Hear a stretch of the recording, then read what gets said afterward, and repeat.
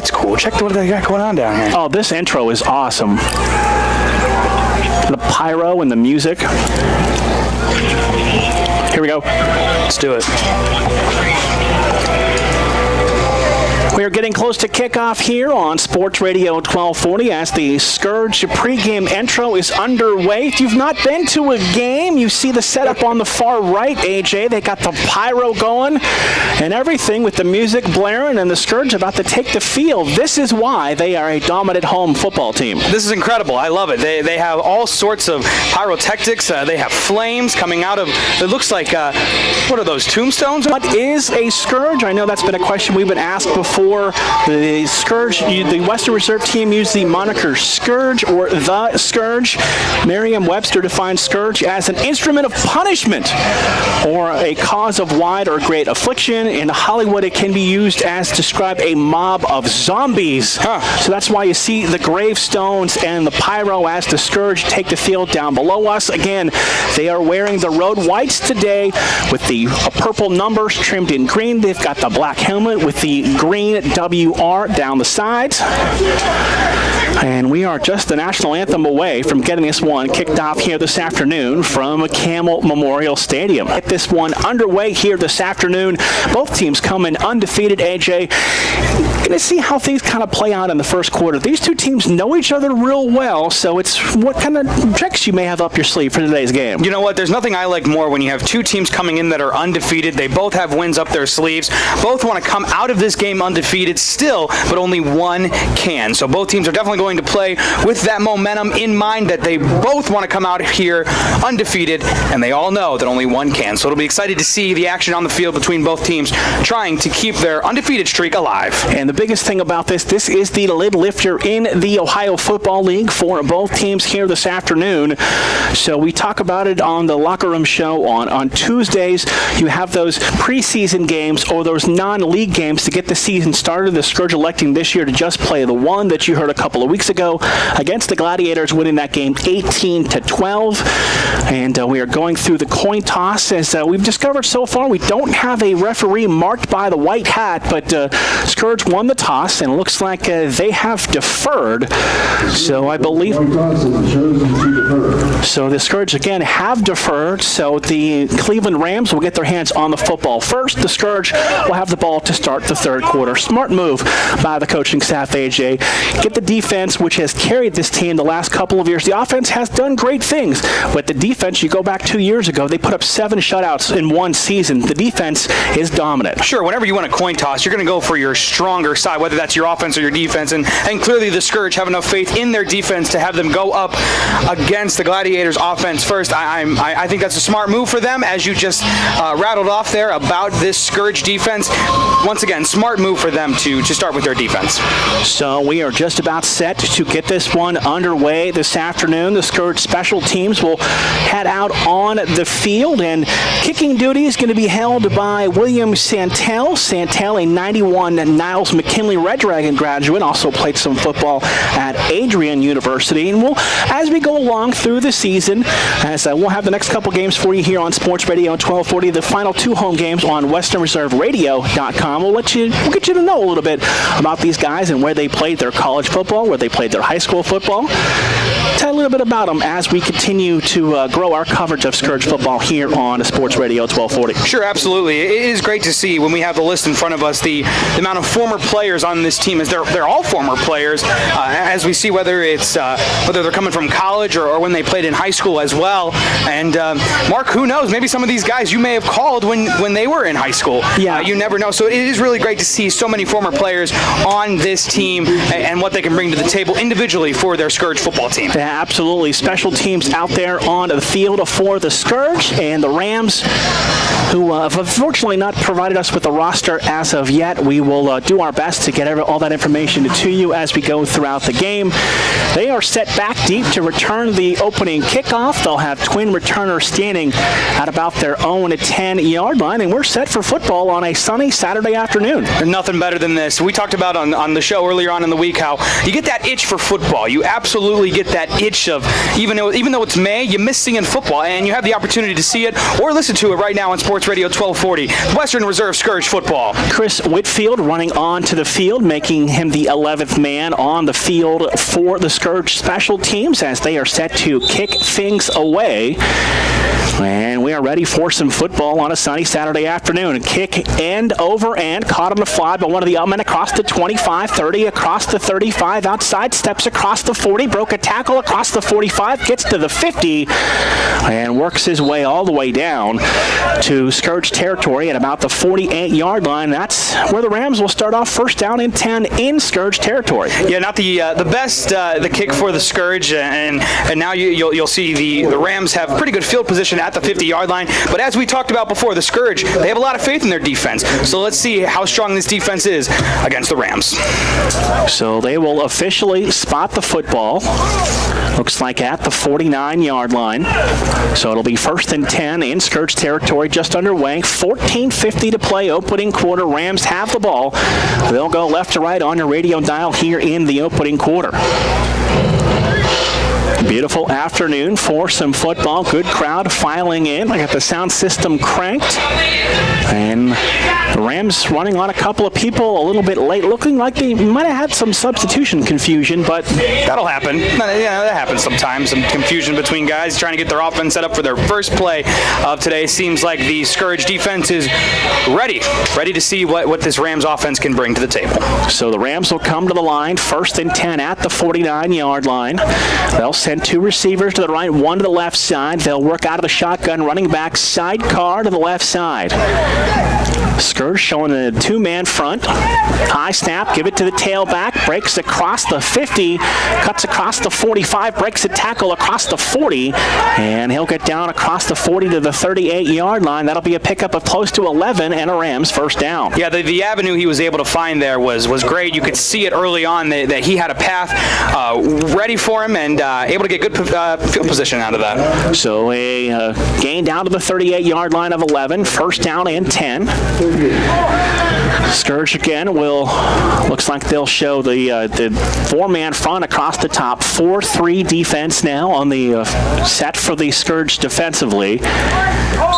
Man jumped the gun on the top of the formation for the Rams, AJ. That's going to cost them 5. Back them up and make it first and 15. Yeah, it seems like the Rams are struggling a little bit to get comfortable with that offense. Another high snap, it looked like, and you definitely don't want that. When you start off with a high snap, usually that's a recipe for not the best plays for an offense.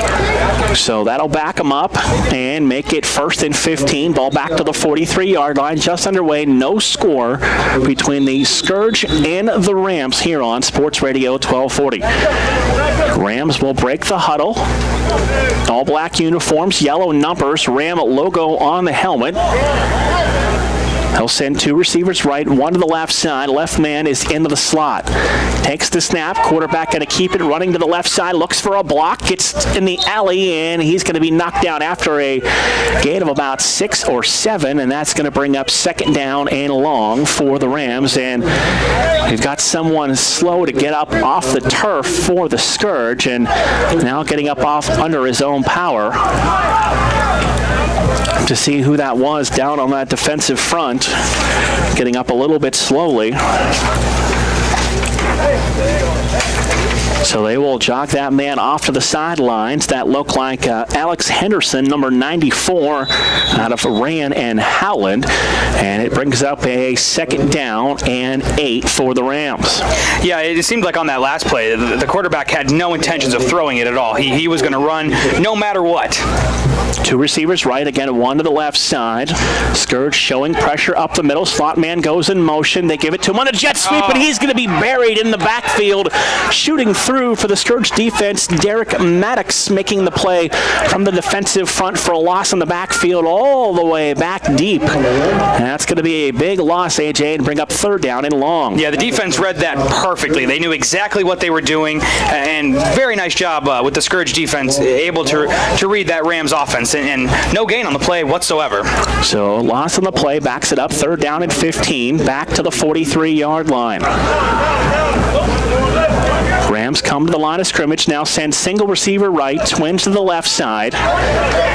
Quarterback works out of the shotgun, has a running back sidecar to his left on 3rd and long. Takes the snap, bobbles it, picks it up, avoids the rush, cuts to the outside, trying to cut back to the middle, and he is knocked down right at the 40-yard line. He'll pick up 3, but it'll bring up 4th down and 12, and decision time for the Rams. Yeah, definitely not the best play for the Rams. Another, fumbled snap there. It looked like he was going to drop it there for a second. And when I say this, when you start off not on the best foot on a play, most of the time you're not going to end on the best foot. So definitely not a great play for the Rams. And let's see what decision they decide to make, whether to punt it or go for a field goal. Worm Dawson checks in defensively for the Scourge, and Teron Willingham will come to the sidelines on 4th down and 12. Rams checking to make sure they've got the right men on the field as the punter drops back inside his own territory at the 49-yard line. No rush, gets the kick away, and that kick is going to drift into the end zone and out of the back of the end zone for a touchback. And even if the Rams started in Scourge territory, they did the job. They got the stop, and they got the football back after a couple of big tackles for loss. Yeah, as I said, with the Rams starting at the 50-yard line, I was worried for the Scourge, but I shouldn't have been worried at all, because that defense did a phenomenal job of making sure that the Rams were not able to get anything going offensively. So kudos to the Scourge defense. So 1st and 10 on the touchback out to the 20-yard line for the Scourge offense. Quarterback Mike Witherow, 5'10", 220, played his high school football at Warren John F. Kennedy. Interesting story about Mike. He actually played in the secondary in high school, now playing quarterback here in the semi-pro level for the Scourge. Yeah, that's awesome. Great story for Michael, and let's see what his talents can bring to the Scourge this afternoon. So the Scourge come out with the quarterback in the shotgun, running back sidecar to the far side, trips to the wide side of the formation. Witherow all alone. Takes the snap, 3-step drop, turns, fires, has the pass complete to Mike Thomas, and Thomas twists his way downfield, and Thomas is going to get knocked out of bounds across the 25 near the 26-yard line, and that's Mike's first catch of the afternoon. Gets a couple yards on the play, not bad for an offensive start for the Scourge, and let's see if they can get more momentum going on the offense, work their way down the field, and hopefully be able to score in this opening drive. Thomas, 5'9", 175, played his high school football in East, also played professionally in Europe the last couple of years, so he's been all over the world playing football. Yeah, that's awesome. It's great to see all sorts of different players from different backgrounds playing on the Scourge football team today. So 2nd down and 4 after a gain of 6. Witherow going to work out of the shotgun. Going to send a man in motion to the far side of the field. Takes the snap, gives it to the tailback, trying to turn the corner. Stutter steps, and he is handled, knocked down by a host of tacklers there. The ball came loose, and one of the Rams picked it up and ran it into the end zone for a touchdown. So a little bit of communication with James Reynolds, who got the carry. The ball popped loose and was run in for a touchdown. Yeah, definitely not good for the Scourge offense. Not the way you want to start with a fumble on your opening drive, but all you can hope is that you move on from a play like that, and you leave that behind and just move forward from that. 6-0 for the Rams in this opening first quarter. So 10:30 to play in the opening quarter, and the fumble recovered by the Rams and run back for a touchdown, and we'll have to see what they elect to do here, whether to go for 2 or attempt the extra point. So for the Rams, that is their first touchdown of the season for their defense after winning their opening game 2-0 a couple weeks back. Yeah, it'll be interesting to see whether they go for that extra point or they go for the 2-point conversion. It seemed a couple weeks ago both teams seemed to go for both, whether it was the extra point or the 2-point conversion. So it looks like they will spot the ball at the 3-yard line, and they're going to bring in some size here across that offensive line, do the Rams, and try to punch in the 2 for the 2-point conversion. I think it's important for the Scourge to get a stop here, make it only 6-0, and hopefully you're able to bring your offense back out, get a touchdown, and go up 7-6. So very important stop for the Scourge right here if they can get it done. Rams Going to go for 2. Running backs to the right and left of the quarterback. Also a fullback to the left side. Takes the snap. Play fake. He's going to try and follow those backers. Turn the corner. Look for the pylon.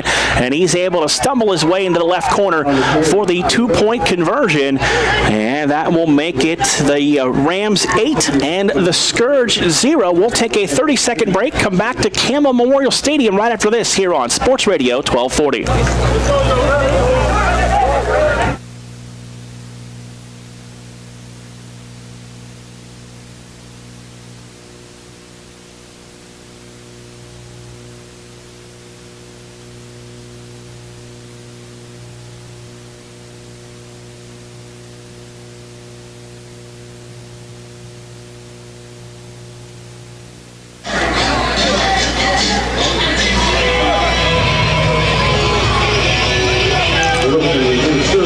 Scourge football continues here on a Sports Radio 1240. Mark Means and AJ Brzezowski with you. And opening drive turns into a defensive touchdown, AJ, for the Rams. They capitalize on the 2-point conversion and have an early 8-0 lead. Yeah, it's great for the Rams to be able to come out early and get up 8-0. The Scourge definitely need to be able to take advantage of the Rams early on if they want a chance to win this football game today. When you're up 8-0, that's a perfect recipe for a great game for your team. Your opening drive doesn't go well, and then your defense is able to get a fumble and run it in for a touchdown. Then you're able to get that 2-point conversion. The Scourge need to be able to come back from this and hopefully have a great drive and totally forget about that opening drive and not let it affect their offense as they get ready for this second drive. So the Rams set to kick the football away. They'll have the ball teed up at the 35-yard line, and that looks like that is Mike Thomas back deep to return the kick for the Scourge, standing at about his own 5-yard line. 10:30 to play, opening quarter. Rams 8 and the Scourge 0.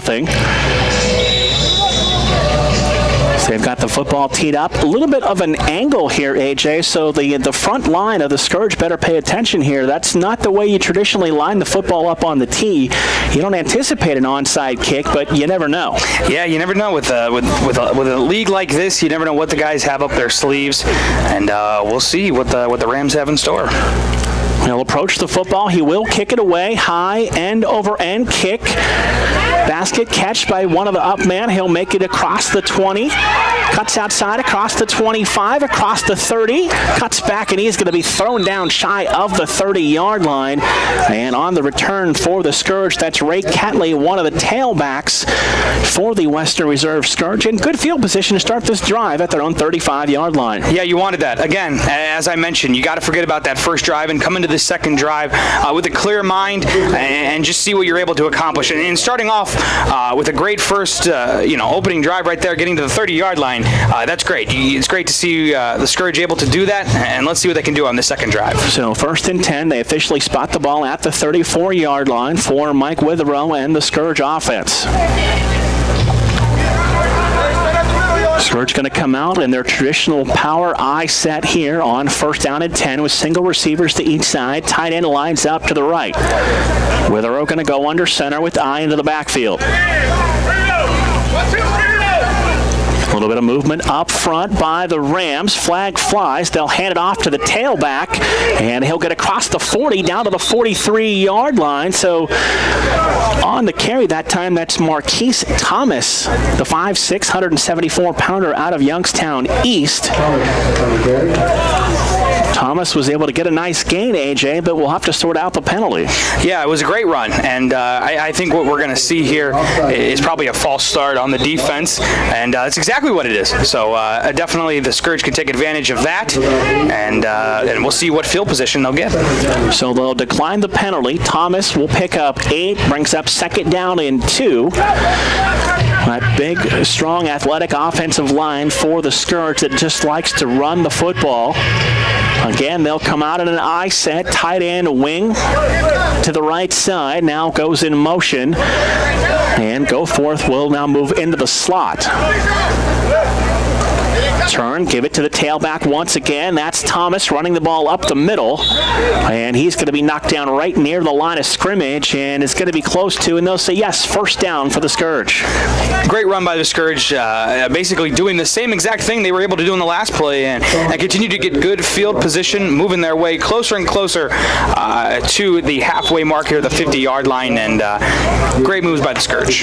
So that's Derek Maddox on the carry, 26 out of the fullback spot, picks up the first down. So it's 1st and 10 out to the 44-yard line. 9:06 opening quarter, Rams 8, and the Scourge looking for their first points of the afternoon. Going to pull everyone back in now once they head into the line of scrimmage, make sure everyone's on the same page. Scourge will send single receivers out to each side. Witherow has running backs to his right and left. He'll work out of a deep shotgun on 1st and 10 from the 44-yard line. Takes the looping snap, 5-step drop, gets good space over the middle, fires downfield. The pass is in and out of the hands of the defensive back as he jumped in front of the Scourge receiver that time, but not able to hold on to the football, and the incompletion brings up 2nd down and 10. Yeah, that almost gave the Rams a perfect interception. He was right there, had it, and slipped right through his hands. And it's a blessing for the Scourge as they come up on 2nd down. And it seemed like the quarterback was scrambling there, trying to get a play off. It looked like he had room to run, but again, if you're able to throw the ball to get more yardage, you might as well. And luckily, the Rams were not able to get an interception on that play. 2nd and 10 from the 44-yard line. Clock stop, 8:36 to play opening quarter. Give it to the fullback running middle, and nothing there that time for the Scourge running the walk, and it'll bring up now 3rd down and 10. Looked like a quick snap there. The Scourge were trying to get off, and you want to take your time, depending on how long you have on your play clock. You want to take your time in order to get your offense set up, and now the Scourge are stuck with a 3rd down. 3rd down and 9 to go here in the opening first quarter. Chris Whitfield, number 2, going to check in at one of the wide receiver spots for the Scourge on 3rd down and 9 with 8 minutes to play in the opening quarter. Rams running one of their defenders off late, just got him off the field on time. Witherow going to work out of the shotgun. He'll have trips to the left side of the field on 3rd down and 9. Tailback going to stay in for help. Witherow with time, fires downfield, a pass caught, 1st down and more, stretching down to the 40-yard line. 1st down for the Scourge. That is Chris Whitfield, who plays wide receiver and defensive back, who found a soft spot in the zone, and they convert the 3rd and long for a 1st down to the Rams' 45-yard line. It's a great play by the Scourge, able to get the 1st down and continue to be able to get great field position now moving down to the 40-yard line. My preference when it comes to play, I love seeing the quarterback throw the ball. I mean, granted, you can give it to your running back, you can do whatever, you can hand it off, but there's nothing I love more than seeing a great play put together where you're able to throw and give it to one of your receivers and get good field position. So 1st and 10 at the Ram 40-yard line. Trips, go to the right side, single back to the left side. Witherow all alone in the shotgun formation on 1st and 10. Calls for the football, takes the snap, 3-step drop, looking deep, has a man out there, overshoots the receiver, intercepted back at the 10-yard line. Cutting back now inside the 10 to the 8-yard line, looking for a block out to the 14-yard line, and right there to knock him down is Chris Whitfield. So that is the 2nd turnover for the Scourge here in the opening quarter, AJ, as he was Witherow looking downfield and just overshot Tim Goforth, the big tight end, and the safety there to make the play and make the interception. Yeah, that was the last thing the Scourge wanted. After having a couple great plays here and there on that 2nd drive, last thing they wanted was an interception there or anything to go wrong. They had great field position at the 40-yard line. But luckily, there are good things that come out of bad things. The Rams do not have the best field position from that interception. So let's see if that amazing Scourge defense can stop them and hopefully force a punt and get good field position for their 3rd offensive drive. 1st and 10, 14-yard line, 6:31 to play, opening quarter. It is the Rams 8 and the Scourge 0. Ball spotted on the 14-yard line, and this is where we see that aggressive attacking Scourge defense. See if they turn the dial up and force some pressure on the Ram quarterback. Rams will break the huddle, sending single receivers to each side.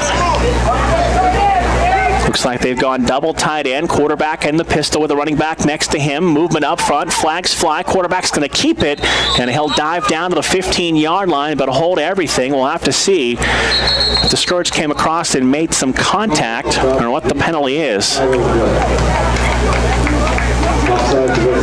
Offsides on the Scourge defense, going to cost them 5, and it'll bring up 1st and 5.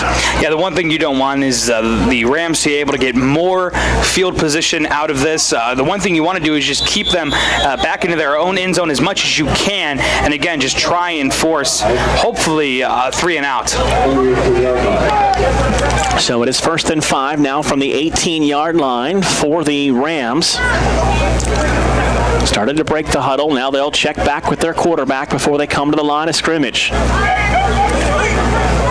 Scourge defense doing some shifting up front across the line as they adjust to the formation by the Rams. Quarterback takes the snap. The offensive line kind of stood there, gave it to the tailback, and he is going to be hit and nailed at the 20-yard line after just a short gain, and good run support coming up there by the Scourge defense as one of the defenders from the secondary shot through and made the play. Yeah, that's the one thing you want. Sometimes you find those paths on the offense, and you're able to squeeze right through a defense, but now with this Scourge defense, great stop for them.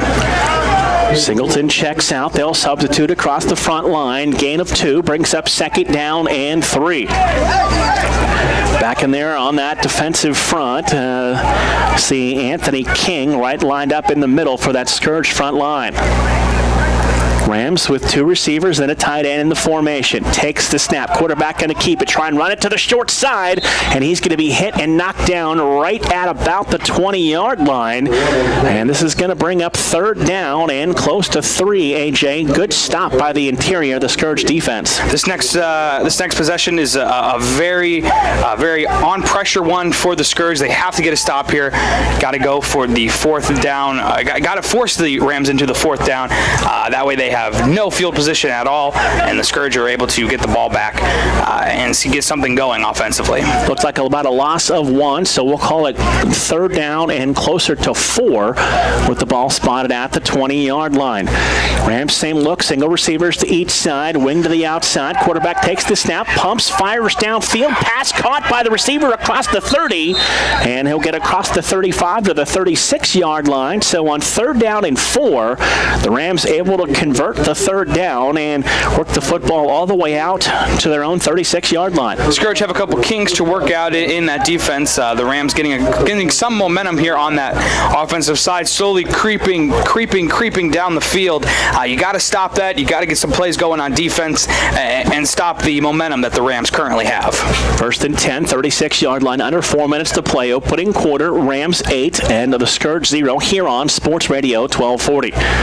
Quarterback works out of the deep shotgun, running back right next to him. Claps for the football, takes the snap, hands it off to the tailback, trying to run to the outside, gets across the 40, stiff arms a defender who rode him all the way out of bounds and knocked him out. Good, strong stiff arm, but an even better tackle that time by the Scourge defender who was able to come over and make that stop and withstand the stiff arm. That looked like Keontae Early from his defensive back spot over there to make the tackle for the Scourge. Got to stop the Rams. Can't let them get any more momentum here, and the Scourge continuing to try and do that, and then just hopefully they are able to continue to find ways to just stop the Rams.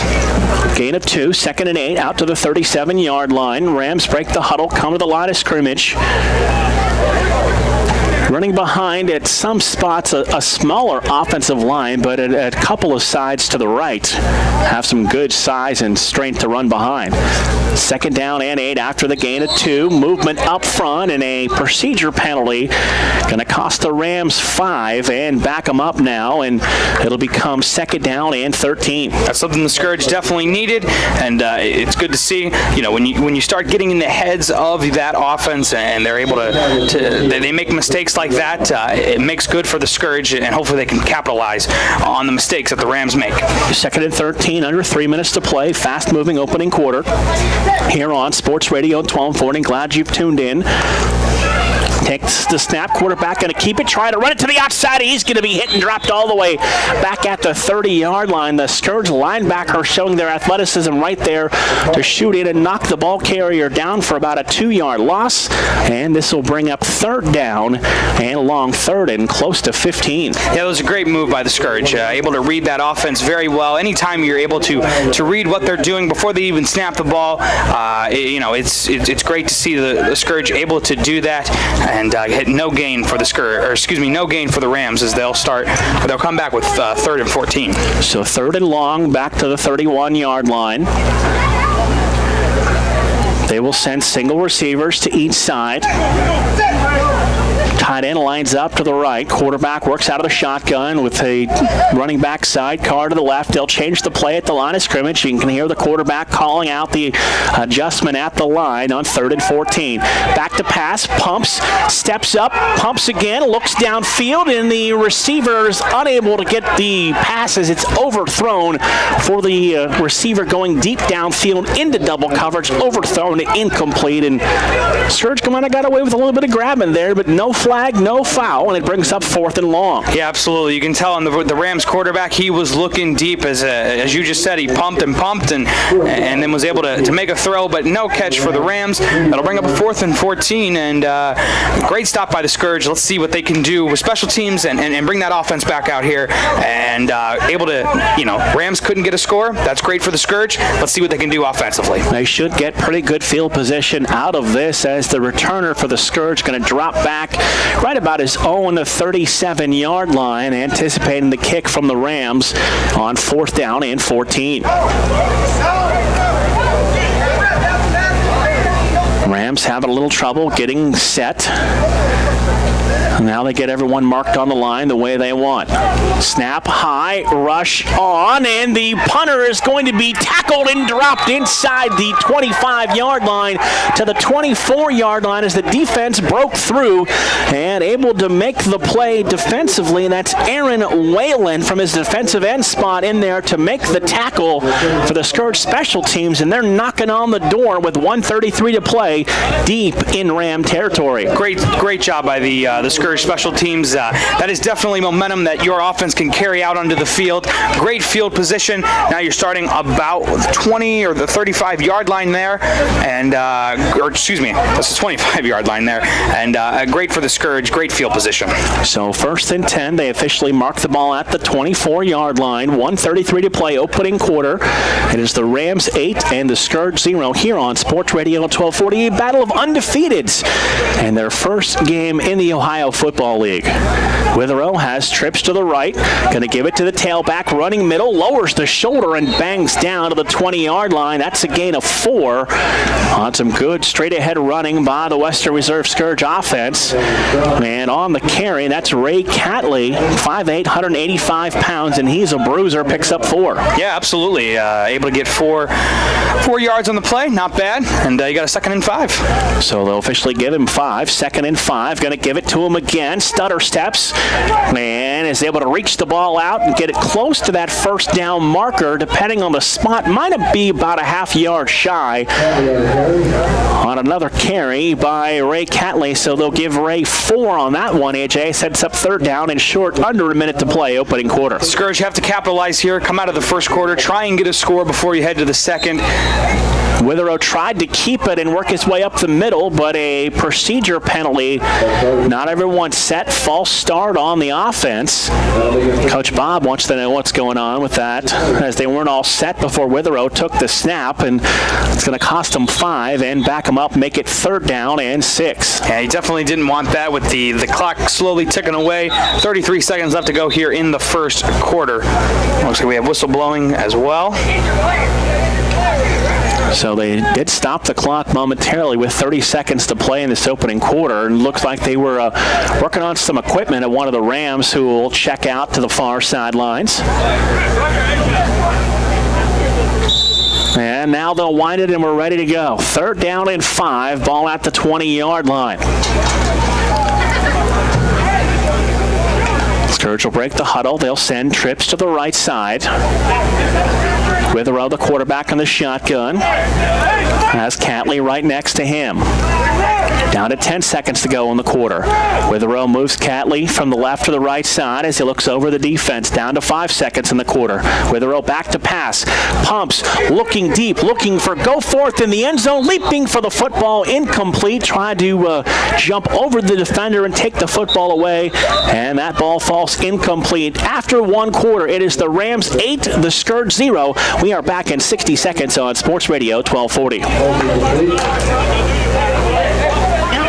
Make sure the summer of 27 He was in the can.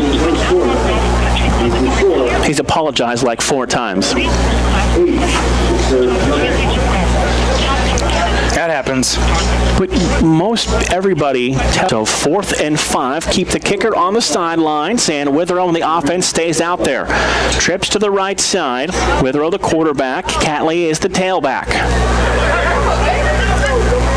Witherell going to be about 1.5 yards deeper than Catley, who's lined up to the right side of the formation. Witherell takes the snap, 3-step drop, stands in, firing, middle, looking end zone, and the pass knocked away. Again, looking for one of the big tight ends over the middle. That'll be a turnover on downs, and give the ball back to the Rams on their own 20-yard line.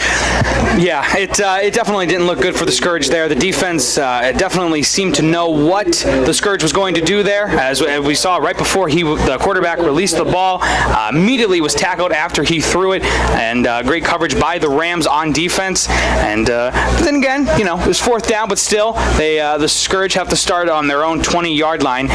So either way, you didn't get a score, but the Scourge still starting in their own territory on their drive. 14:56 to play in this second quarter. Rams with the football and an 8-0 lead here at Campbell Memorial Stadium at a beautiful John Knappich Field. AJ's first time here, and it's a beautiful grass facility. Yeah, it's very nice. It's nice to see the different things they've done to the field and what they've done to this stadium. It's very nice. Little cloud cover over us right now. Still seems like the sun's up there somewhere. A little cooling off a little bit, but still enjoying a great football game here at Campbell Memorial Stadium. So the Rams have the football, 1st and 10 from their own 20-yard line. They'll have single receivers to each side.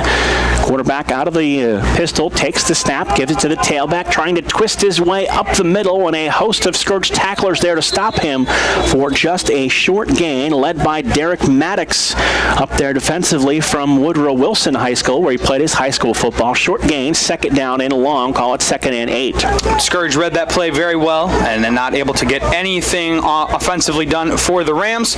Very nice job by that Scourge defense, able to stop the Rams and make it a 2nd and 8 here in the second quarter.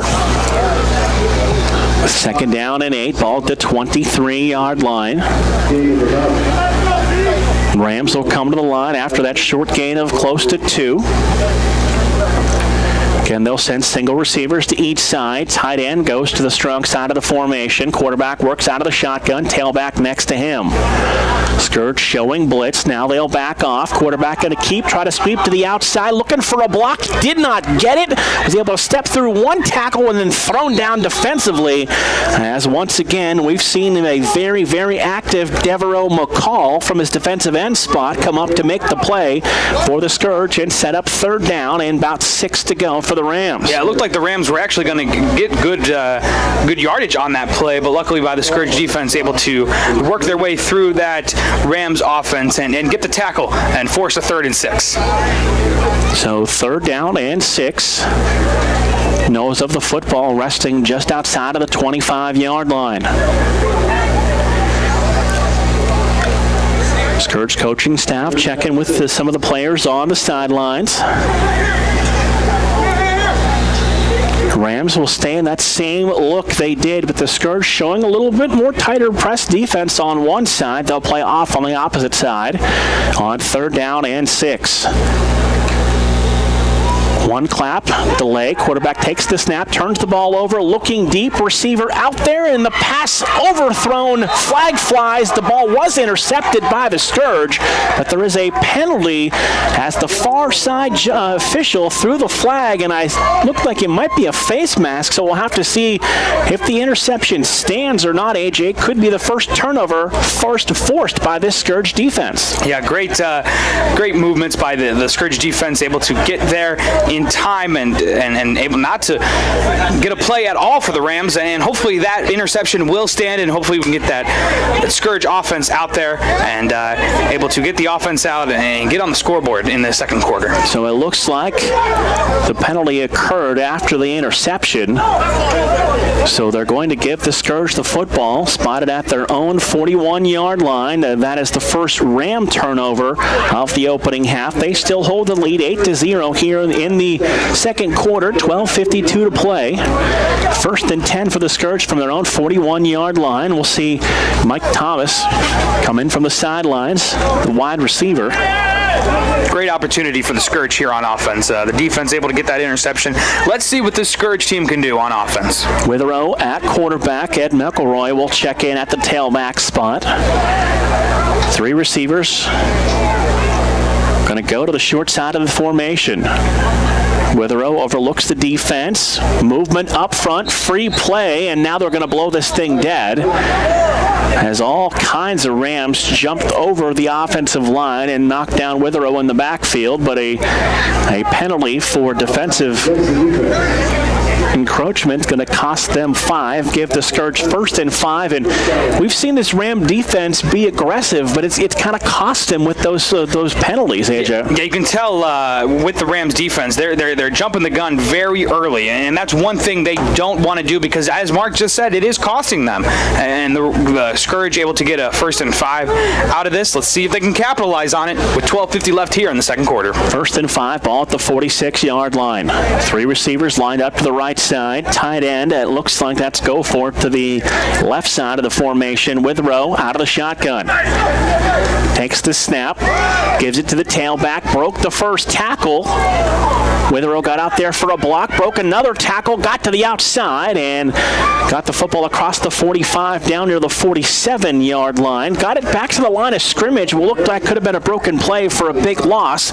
Turns into a short gain, and it's going to be second down and just about 4 to go now. When the tight end's able to make maneuvers and able to, when you look like it's going to be a loss on the play, and then he's able to make adjustments and get a gain out of it, I mean, that's great. That's great for your offense as you now are looking at a second and 4 here in the second quarter. 12:09 to play, first half. Rams 8, Scourge 0. Scourge offense on the move, approaching midfield at their own 47-yard line. Again, trips to the right side. Tight end goes left. Withrow out of the shotgun, running back about a yard in front of him to his right side.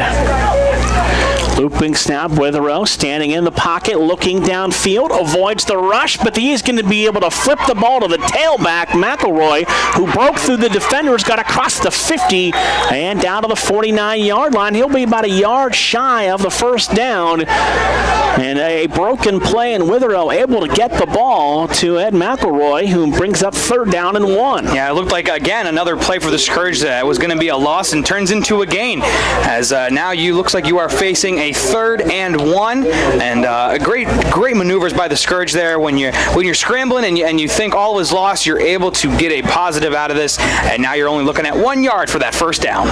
Time for this big offensive line for the Scourge to go to work. Diamond formation to the right. Goforth off the line in the slot to the left side. Withrow is the cornerback. He's gone all the way here in the first half. Now they're going to send a man in motion. That's Will Hopkins. Withrow takes the snap, rush on, steps up, fires downfield, pass caught by the receiver, knocked down right about the first down marker. As that's Jerome Betts on the reception, and depending on the spot, might have the first down. Might be bringing the chains out. Definitely very close there for the Scourge, and as the referees make a decision here, and it looks like it's going to be a first and 10 for the Scourge. Yeah, a little bit of a delay. I think they're going to know. Yep, they're filing now. Okay, guys, what are we doing? They started to move the chains. Now they've switched the scoreboard from a fourth to a first, back to a fourth, now to a first again. That'll be a first down for the Scourge. All right, we're all on the same page now. That's enough for Betts to pick up the first down. Needed one, just got that for the first down. First and 10, 49-yard line. Scourge trips left. Tight end go for it to the right side. Give it to the tailback. Pressured in the backfield. Stutter steps his way, and he's going to be hit and dropped back across the 45 to the 44-yard line. Once again, that said, McElroy on the carry, and just as soon as he looked upfield, AJ, nothing doing. A host of black jerseys from the Rams there to make the play. Seems like the Scourge offensive line is having troubles here stopping this Rams defense. So now you're looking at a 2nd and 16 decision time making for the Scourge. Do you go to the air and make throws, or do you continue to give it to your running back or your tight end and hoping that your offensive line can stop that Rams defense? 2nd and 16, back to the 44-yard line. 9 minutes to play, first half. Scourge offense has had some opportunities trying to get going here this afternoon. They'll send trips to the left side. Tight end go forth, lined up on the line to the right side. Witherow out of the shotgun on 2nd and 16. Witherow takes the snap, turns the ball over, tried to fire the bubble screen. A little too much on that one, incomplete. Looking for his receiver, Will Hopkins, on the bubble screen, and the incompletion brings up 3rd and 16. It seemed like a rush play there for the Scourge. As I've stressed before, you definitely want to take your time when it comes to trying to get a play on your offense.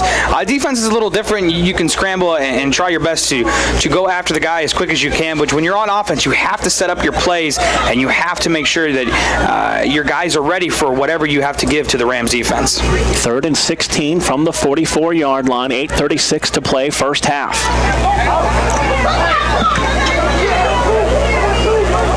Scourge going to go twins now to each side with the tight end go forth lined up on the line of scrimmage in the slot. Witherow out of the shotgun, running back to his right. Witherow takes the snap, rolling out, feels the pressure, stepping up in the pocket, firing downfield, too tall, in and out of the hands of his receiver, Jerome Betts, incomplete. And Witherow took a shot at the end of that throw as he was punished for stepping up in the pocket, and the incompletion forced that ball to sail a little high. Brings up 4th down and 16. Yeah, unfortunately, Jerome Betts was not able to make the catch there. And when you looked at it, it was a great throw, just went right through his hands. I actually held my breath there for a second because I thought he was going to have it. And unfortunately, went right through the hands of him. And now you force, you're going to have to bring your special teams out and give the ball right back to the Rams. Coach Gessler, quarterback Mike Witherow down on the sidelines, going over what they saw defensively from the Rams, what they can do for the next series. Santel to punt. Twin returners will stand back at about the 15-yard line for the Rams. On 4th and 16, Scourge going to have to substitute someone in quickly. Darren Owens checks in at a receiver spot. He'll line up on a protection wing to the right side.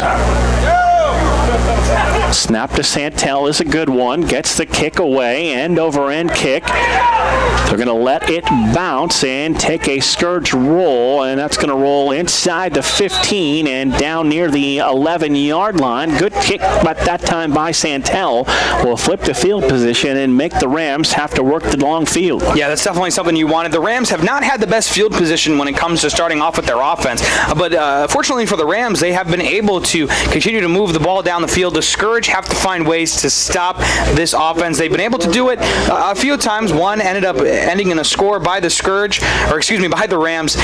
So you're only hoping that the Scourge are able to continue to stop this Rams offense. If you think about it, it's been a defensive battle. Our only touchdown scored by the Rams defense on a 26-yard fumble return at 10:30 of the opening quarter. Both defenses doing a nice job of stopping each side of their offense, and but the one you definitely want to look out for the most is the Scourge. We talked about it in the pregame a little bit about this strong Scourge defense, and let's see what they can bring to the table here in the second quarter. 8:19 left to go.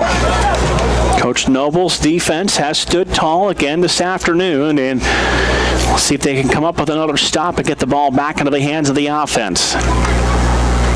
Quarterback takes the snap. It's going to be a quarterback keeper all the way, and he is going to be hemmed in after just a very short gain. Is very athletic quarterback for the Rams, but he's done the majority of the ball carrying, AJ, and that is forcing the Scourge defense to hone in on stopping just one man wearing the number 13. Well, it makes it easy for the Scourge defense. As long as you have one guy to look out for, the guy that's carrying the ball most of the time, you're able to target him and get a tackle on him, so you don't have much gainage of yard. And 2nd and 8 for the Rams.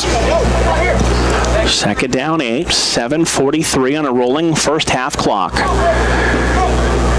Rams send out 2 receivers to the wide side, 1 man to the near side. Quarterback works out of the shotgun, running back right next to him, sidecar to the right. Slot man mows in motion. They're going to give him the football. He'll hesitate, try to turn the corner, step through 1 tackle, and then is thrown down out of bounds. Good pursuit by the linebackers for the Scourge to stay home and stay in position to make plays, and that tackle is a loss. And we'll bring up now a 3rd down and just about 5 to go. One thing you definitely want to do on the Scourge defense is keep the Rams in their own territory, and the best you can hope for is to go 3 and out for the Rams, and the Scourge could be able to get good field position offensively for their next drive. So 3rd down and 4 for the Rams. Single receivers go to each side. Now they will split one of the running backs into a slot formation. And he moves over now for extra protection on the wing. 3rd and 4 from the 18-yard line. Movement up front, and here's the flag, and this one could be on the Scourge and give the automatic 1st down to the Rams, and it looks like it will, AJ. So 3rd and 4 becomes 1st down and 10 after they spot off the 5-yard penalty. Blown move there by the Scourge. It's definitely not what you wanted to see defensively for this team, and now the Rams will start off 1st and 10, and the ball on their own at 23-yard line. But the good news is that you can still keep them in their own territory. They didn't get much movement out of that penalty by the Scourge. Still in their own territory here with 6:25 left to go in the 2nd quarter. 1st and 10 from the 23-yard line. Rams with the football, single receivers to each side, takes the snap, gives it to the tailback, try to work his way up the middle, and that interior defense of the Scourge stands tall and able to come through and make the play. It looks like a host of tacklers led by Aaron Whalen out of Girard who made the stop. Yeah, good job by the Scourge to make a stop there on this Rams offense, and hopefully the Scourge can continue to this momentum in the 2nd quarter. Rams take a timeout. We'll take a quick one as well. We'll be back in 30 seconds. It's the Rams 8, the Scourge 0 here on Sports Radio 1240.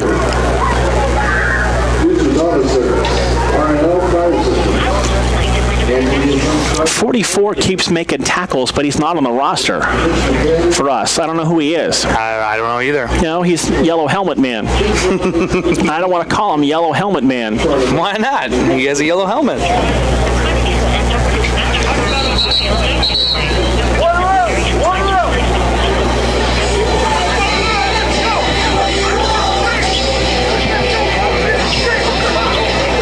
We'll text Jim and ask him.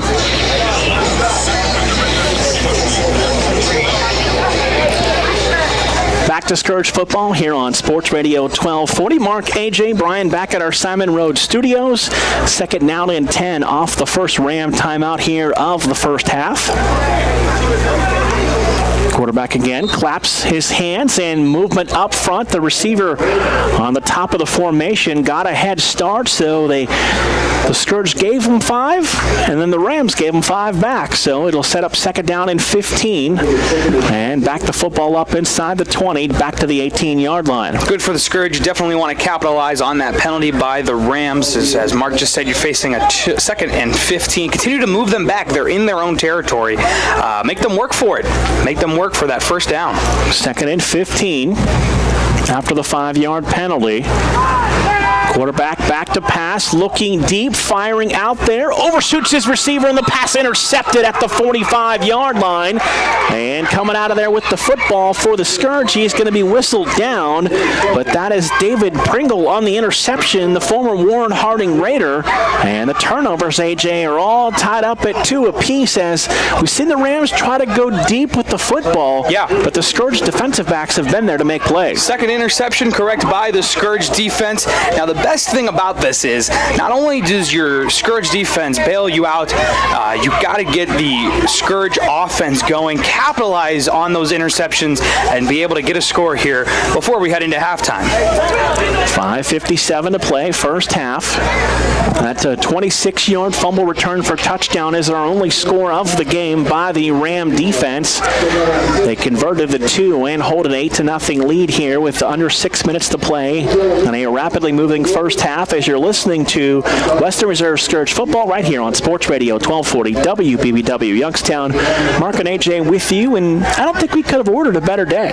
Yeah, I'm digging it. I love the weather. I love the warm, sunny day that we've been able to get here on this Saturday afternoon. Mixon in at quarterback. He'll go under center, and we've got a whistle on a procedure penalty. With the new quarterback in there, it's going to cost the Scourge offense 5. It'll back them up and make it 1st and 15. Mixon, 5'9", 200 pounds, played his high school football at Akron North. Yeah, for your first play as quarterback, you don't want to start off with a penalty as now the Scourge will start off with 1st and 15 here on their own 40-yard line. Let's see what this new quarterback can do with the Scourge football. So coming in at wide receivers, Rayfield Bell, 5'8", 170 pounds, played his high school football at Urban Scholars. They'll send one receiver, that's Thomas, to the right. Go forth the tight end in the slot to the left side, receiver to the outside. Going to toss it to the tailback, looking for a block. Gets a nice block from the fullback, lowers the shoulder, and pounds his way down to the 45-yard line for a gain of 4. It's a nice move by Marquise Thomas, 5'6", 147 pounds, but showed good feet there to dance out of a tackle and pick up 4. It's the little things that count, and if you're able to get 3 or 4 on a possession, good for you. And now you're looking at looks like a 2nd and 11 after that penalty, and the little movements count. Let's see what the Scourge can do. Hopefully get over the 50-yard line, get a first down here before, as that clock is slowly, or not slowly, but quickly ticking down here in the second quarter. 2nd down and 11. Give credit to, looked like it was Reynolds lined up at the fullback spot who got the block to set up that gain of 4. 2 receivers go to each side, eye in the backfield. Now they'll move the one receiver off the line of scrimmage. Going to give it to the tailback. Thomas once again up the middle, broke a tackle, first down, lowers the shoulder, drives the feet, continues to push the pile all the way down to the 40-yard line. That's a big gain of about 15 yards, and a Scourge first down, and the offensive line got good push up front, and they convert. It's 1st and 10. Great path there by the Scourge offense, and able to get a first down. Normally you see great yardage out of that when you're throwing the ball, but when you're able to give the ball, whether it is to your running back or to your tight end, and able to get yardage like that, it's a perfect recipe for a first down and 10 with 4:24 left to go here in the first half. Thomas stays at tailback. Reynolds is the fullback. Mixon goes under center. Pro set I formation, and again we've got whistles and a procedure penalty on the Scourge. Going to back them up 5 more as Rayfield Bell looks like he might have jumped the snap count, and that'll back the ball up to the 45-yard line, 1st and 15. Yeah, it seems like when the Scourge finally gets something going and something good happens on their side, a penalty ends up blocking all the goodness that seems to be happening. So as you come down to 4 minutes left here go in the second quarter, the Scourge anxiously trying to get on the board before we head into halftime. Rams 8, Scourge 0, under 4 minutes to play. Same look, pro set, single receivers to each side. Reynolds is the fullback. Mixon goes under center. Showing pressure up front are the Rams. Mixon going to toss it to Thomas. Got a block from his tight end. Spun his way downfield. And got across the 40 and down to the 39-yard line. Thomas has looked good in this drive, AJ. Picking up nice chunks of yardage. Give him 6 there. 2nd down and 9. Yeah, it looks good. Definitely finding his way through that Rams defense. And you have to, after a penalty like that, starting off at 1st and 15, and now you're down to a 2nd and 9. Continue to slowly get better yardage on that play and get it closer and closer to hopefully a score before halftime. Good blocks up front. Paul Greer on the offensive line out of Bettendorf High School in Iowa leading the way. 2nd and 9 from the 39-yard line. Mixon again under center, showing pressure, play fake. Mixon back to pass, looking deep, looking for Thomas, and just a little too far out in front of him, and incomplete at the goal line. Will bring up 3rd down and 9, and Mixon really aired it out that time deep, looking for the big play receiver in Mike Thomas. Yeah, it was a great throw, and unfortunately Mike Thomas was not able to get there in time, but definitely a great thought, a great idea for the Scourge. Hopefully they can adjust on that and get a 1st down, as we are now looking at 3rd and 9 when the clock stopped at 2:50. 3rd and 9 from the 39-yard line, 2nd quarter. We are back here in a couple of weeks for our final Scourge football broadcast on June 17th when the Canton Pitbulls come to John Nappick Field at Camel Memorial Stadium. Mixon going to drop into the shotgun. Running backs to his right and left. 2 receivers to the right, 1 to the left side on 3rd and 9. And whistles and... I didn't see anything up front, but I didn't see like much somebody either. didn't come set.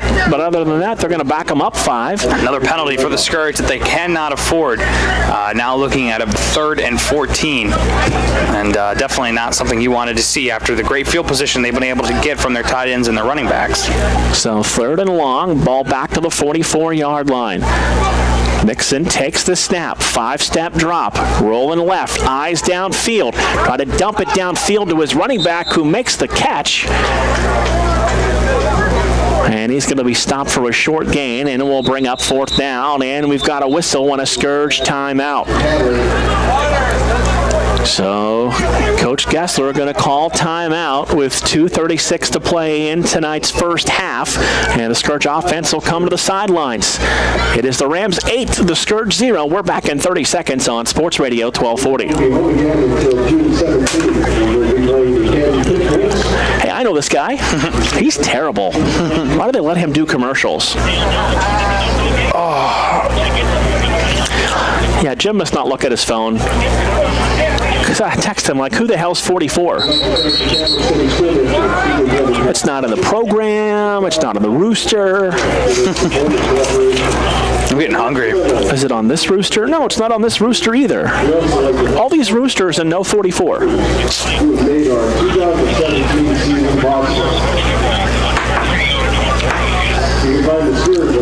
Off the Scourge timeout. They come back to the line of scrimmage. 4th down and 8 from the 38-yard line. They'll leave Mixon and the offense out there, and we'll have to see what Coach has in his bag of tricks here on 4th down and long, AJ. Yeah, you're definitely taking a gamble only at your own 40-yard, or at their 40-yard line, and hopefully they can capitalize on this 4th and 8. Running back is going to go in motion out of the backfield. That's Derek Maddox into the slot. Mixon back to pass, stepping up, looking deep, overshoots the receiver, incomplete, and over the head of his intended target that time, looking for Jerome Betts, the wide receiver. And the Scourge turned it over on downs, and 1st and 10 for the Rams at their own 38-yard line with 2:29 to play. Offense hasn't been able to just quite get in rhythm yet, and the defense is holding them right in this football game. Yeah, the Rams look good on their defense, and Scourge look good on defense as well. This has been a defensive game. It even looked like number 25 for the Rams almost got an interception there as the ball was overthrown, and the Rams defense was almost there to get the interception. Fortunately, they were not able to. But then again, you're also starting on your own 40-yard line. That's pretty good field position for the Rams. You're hoping that the Scourge can hold them here with 2:29 left to go here in the first half. I do not know if you're going to get the ball ball back in order to get a score, but the least you can do is hold the Rams here and not let them be able to score before halftime. So 1st and 10 from the 40-yard line for the Rams. And Scourge on the road next week at the Western PA Kings. 1st and 10 from the 40-yard line. Movement up front as they adjust the defensive front for the Scourge. Rams will move the running back from the right to the left side. Quarterback takes the 3-step drop, turning, firing downfield. Pass caught underneath, broke the tackle, turned upfield, and was able to get across the 50 before being knocked out of bounds. And that's close to a Ram first down, depending on where they spot the football. Yeah, it definitely looked like the Scourge were there at every single point, wherever the football was. But the Rams able to get good field position out of that, and it looks like they are going to give them the first down. It'll be 1st and 10 right at the 50-yard line. 2:14 to play, first half. A little bit of a delay as one of the Rams tightening up his cleats. New quarterback also in there on this series for the Rams, trying to jumpstart their offense. And now with some confusion, it looks like the Rams are going to need to take a timeout. So we also need to adjust the clock to get it going. So, we saw the Scourge coaching staff bring in Will Mixon to try to jumpstart the offense. Rams are trying to do the same thing here to get their offense going, but we've seen two of the best defensive teams, especially up front in the OFL. You said it best, Mark. It seems like you have two very good defenses here, whether it's with the Scourge or the Rams. But you know what happens when you have two really good defenses? You're going to have a low-scoring game. And that's what we have right now with only an 8-0 score with 2 minutes left to go here in the first half. Again, you have 2 minutes. Let's see if the Scourge can get a stop and hopefully get the ball back and try and get a score before halftime. But then again, if you're not able to do that, at least you're able to stop the Rams from going up by two touchdowns before halftime. Scourge won the toss deferred, so they will get their hands on the football to start the second half. So Rams have it 1st and 10 right at the midfield stripe. One receiver goes to the far side and 2 receivers to the wide side of the formation. Quarterback claps his hands, takes the snap. 3-step drop, rolling out, looking deep. Man out there, pass knocked away on the field and incomplete.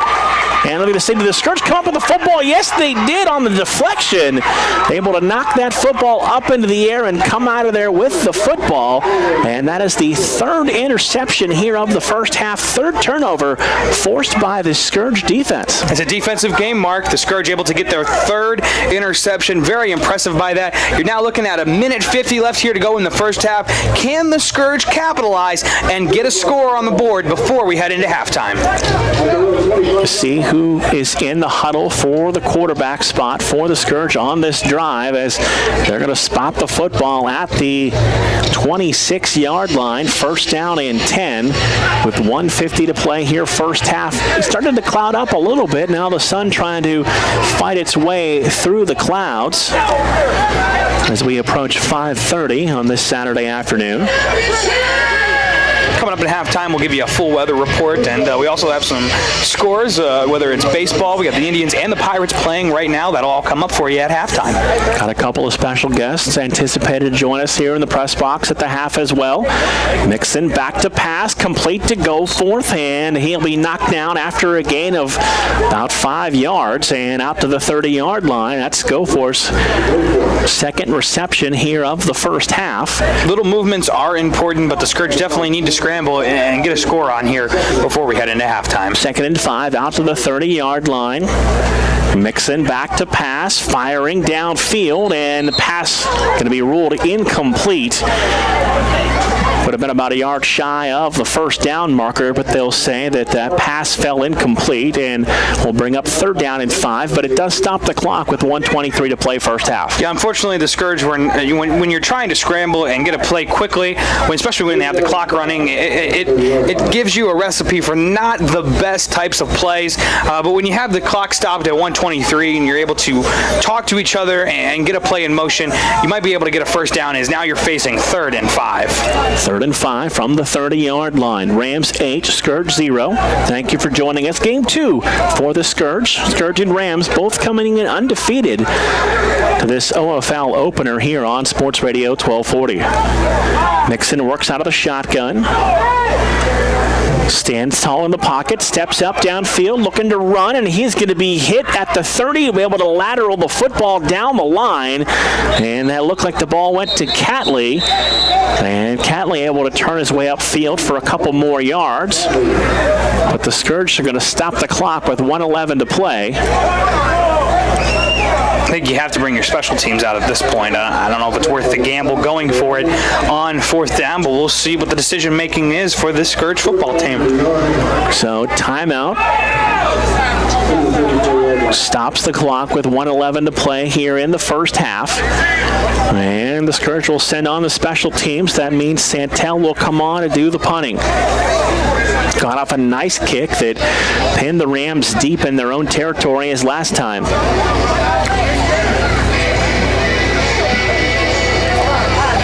Smart work by the special teams. Lester Bell out there on the line, making sure he's got 10 teammates out there with him.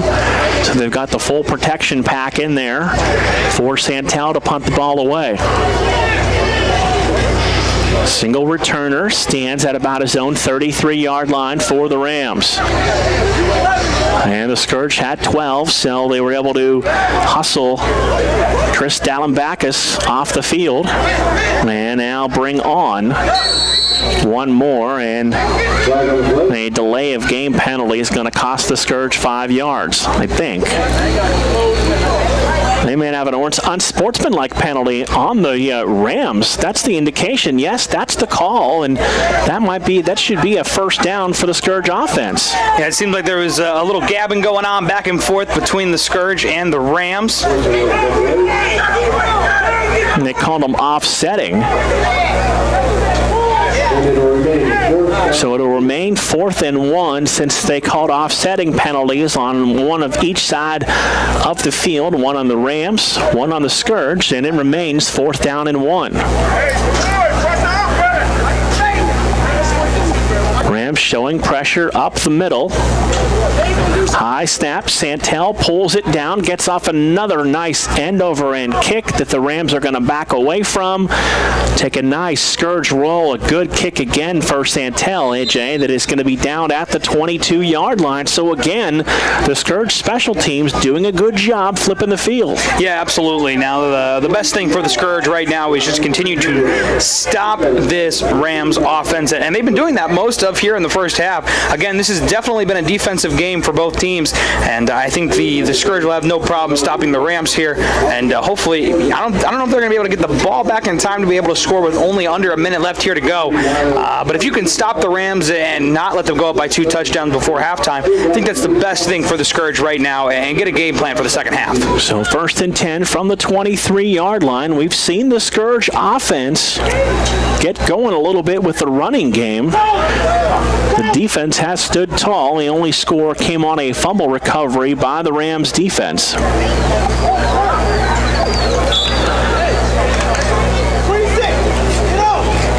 Scourge kind of dropping back in a bit of a prevent defense, so they don't want to give up anything over the top, give up any big plays, so there's safety help for both receivers.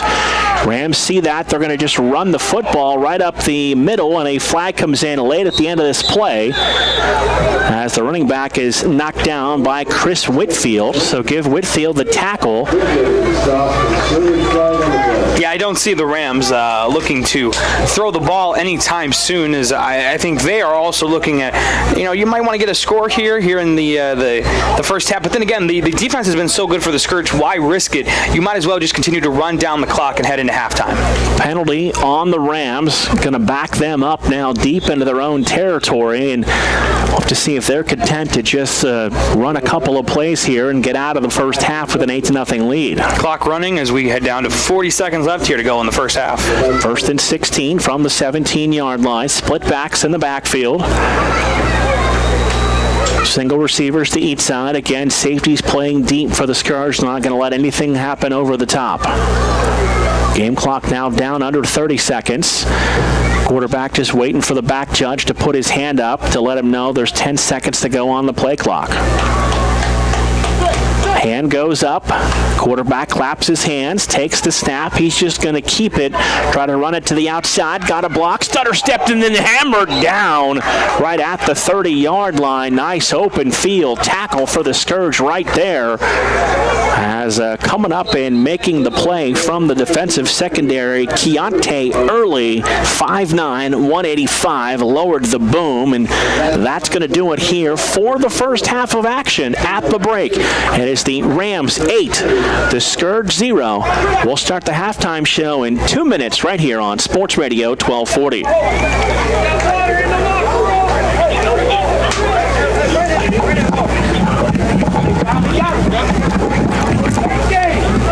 Before they changed the helmet, black pants, black jerseys with yellow numbers, trimmed to the outside of the numbers. And we are just about ready to get things underway here in the third quarter.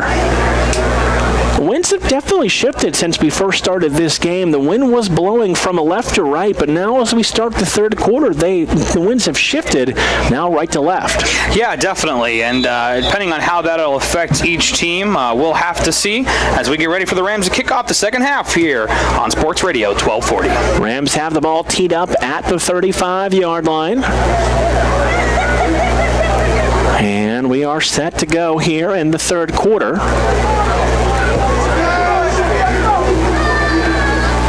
Approach the ball, low kick, end over end. Scourge just going to let that ball roll out of bounds, and that will give the Scourge great field position to start this drive for the third quarter, AJ. Perfect opportunity for the Scourge to start around their own 30-yard line.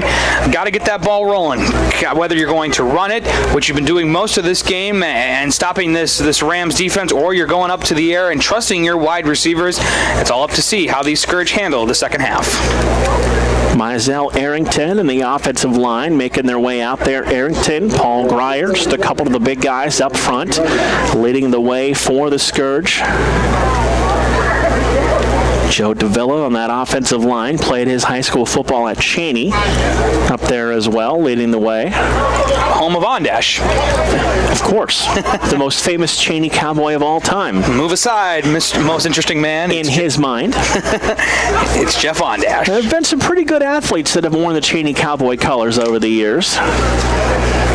Good to see that their athletic programs could be returning here shortly. And we got the back judge holding things up for a moment. One thing that definitely discouraged. It helps if they have the ball marked on the right yard line. So the kick went out of bounds, so they should have put it at the 35-yard line. They put it at the 40-yard line. Now they've moved back to the 37-yard line, so okay, we'll take the extra 2 yards. Sure, why not? We'll take it. It's very important that the Scourge capitalize on very good field position. Witherow gets the start of the second half. He'll go under center, eye into the backfield, under center, Joe Davila. Takes the snap, gives it to the tailback, running middle. McElroy bounces it outside, turns the corner across the 40, 45, 50, and close to the 45-yard line, getting knocked into the Ram bench and out of bounds, and they're going to spot that football right about the 46-yard line, so that's a first down, and a heads-up play by the veteran Ed McElroy. Nothing up the middle, AJ, so he bounced it to the short side and had a nice game. Great run by the Scourge offense there. Very nice to see how they were able to capitalize on that play. It seemed like he was heading into a dark territory of nowhere land and not going to be tackled, but he was able to come out of there and see the lights and be able to get good yardage on that play. And now it looks like we're starting right around the 48-yard line. Yep, it'll be the ball will be on 48-yard line, 1st and 10. Perrine comes out, one on that offensive line with a cramp. They'll stretch him out, try to get him back in. Movement up front. Rams reset. Give the ball to McElroy again. 2 hands on the ball, and Ed will fall forward. And they're going to spot the football just shy of the 45 at the 46-yard line. So give them a gain of 2 and bring up second down and 8. Little things matter, as I've stressed here in the game. The little plays you get where it's just maybe 1, 2, 3, 4 yards on the play. As long as the ball is being moved and you're able to get positive yards, that's all that matters. 13:46, third quarter. Rams 8, Scourge 0. Ram offense yet to crack the scoreboard. Their lone points came on a defensive touchdown. And now one of the Rams will jog to the far sidelines, and they'll substitute in across the front. And that may be one of the few times I've ever seen a football player wear 0, AJ. You see it in basketball. Kevin Love. Give to McElroy again, 2 hands on the ball, and he's able to push the pile forward for a gain of about 2. And that will bring up a third down and close to 6 for the Scourge offense. Yeah, again, just continuing to get positive yardage is all that matters, and it'll be a 3rd and 6 for the Scourge. A couple yards, not bad, but you definitely don't want to go into a 4th down with the ball not far into your own, into their territory. Scourge definitely need to capitalize on this. Maddox at that fullback spot checks into the backfield for the Scourge on 3rd down and 6 from their 44-yard line of the Rams.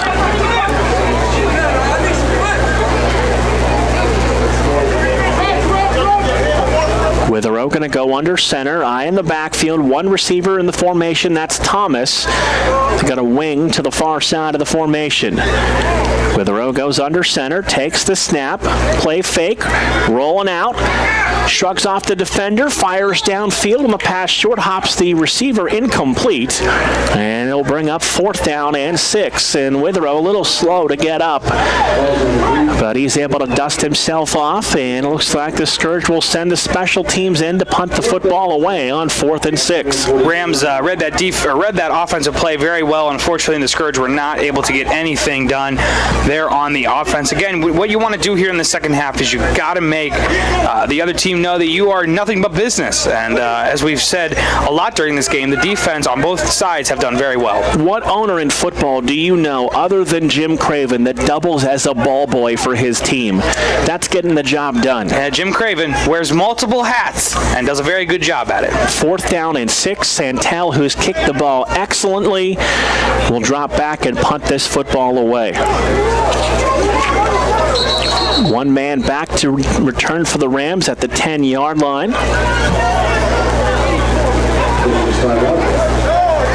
Officials stop play as he stood over the football momentarily as not to allow them to snap it. And we've got quite a conversation going on with one of the officials and the offensive line for the Scourge.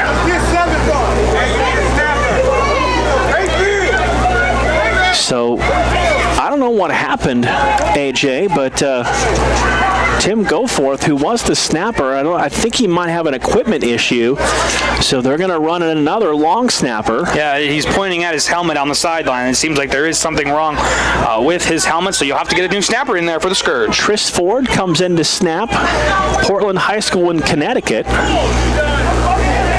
So he'll do the snapping now.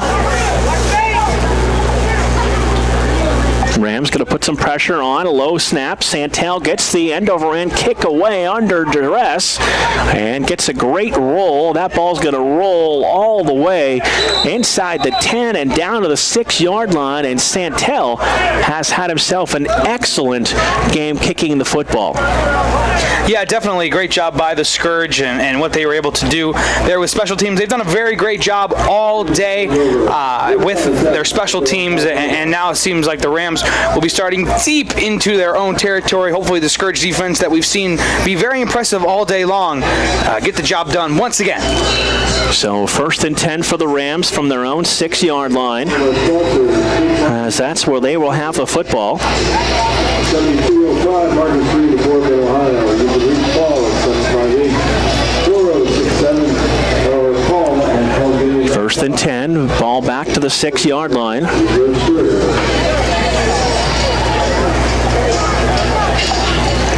Scourge defense ready as the Rams offense now gets to a line and get ready for their first play here in the third quarter. They've gone back to the starting quarterback, as did the Scourge offensively, to start their series.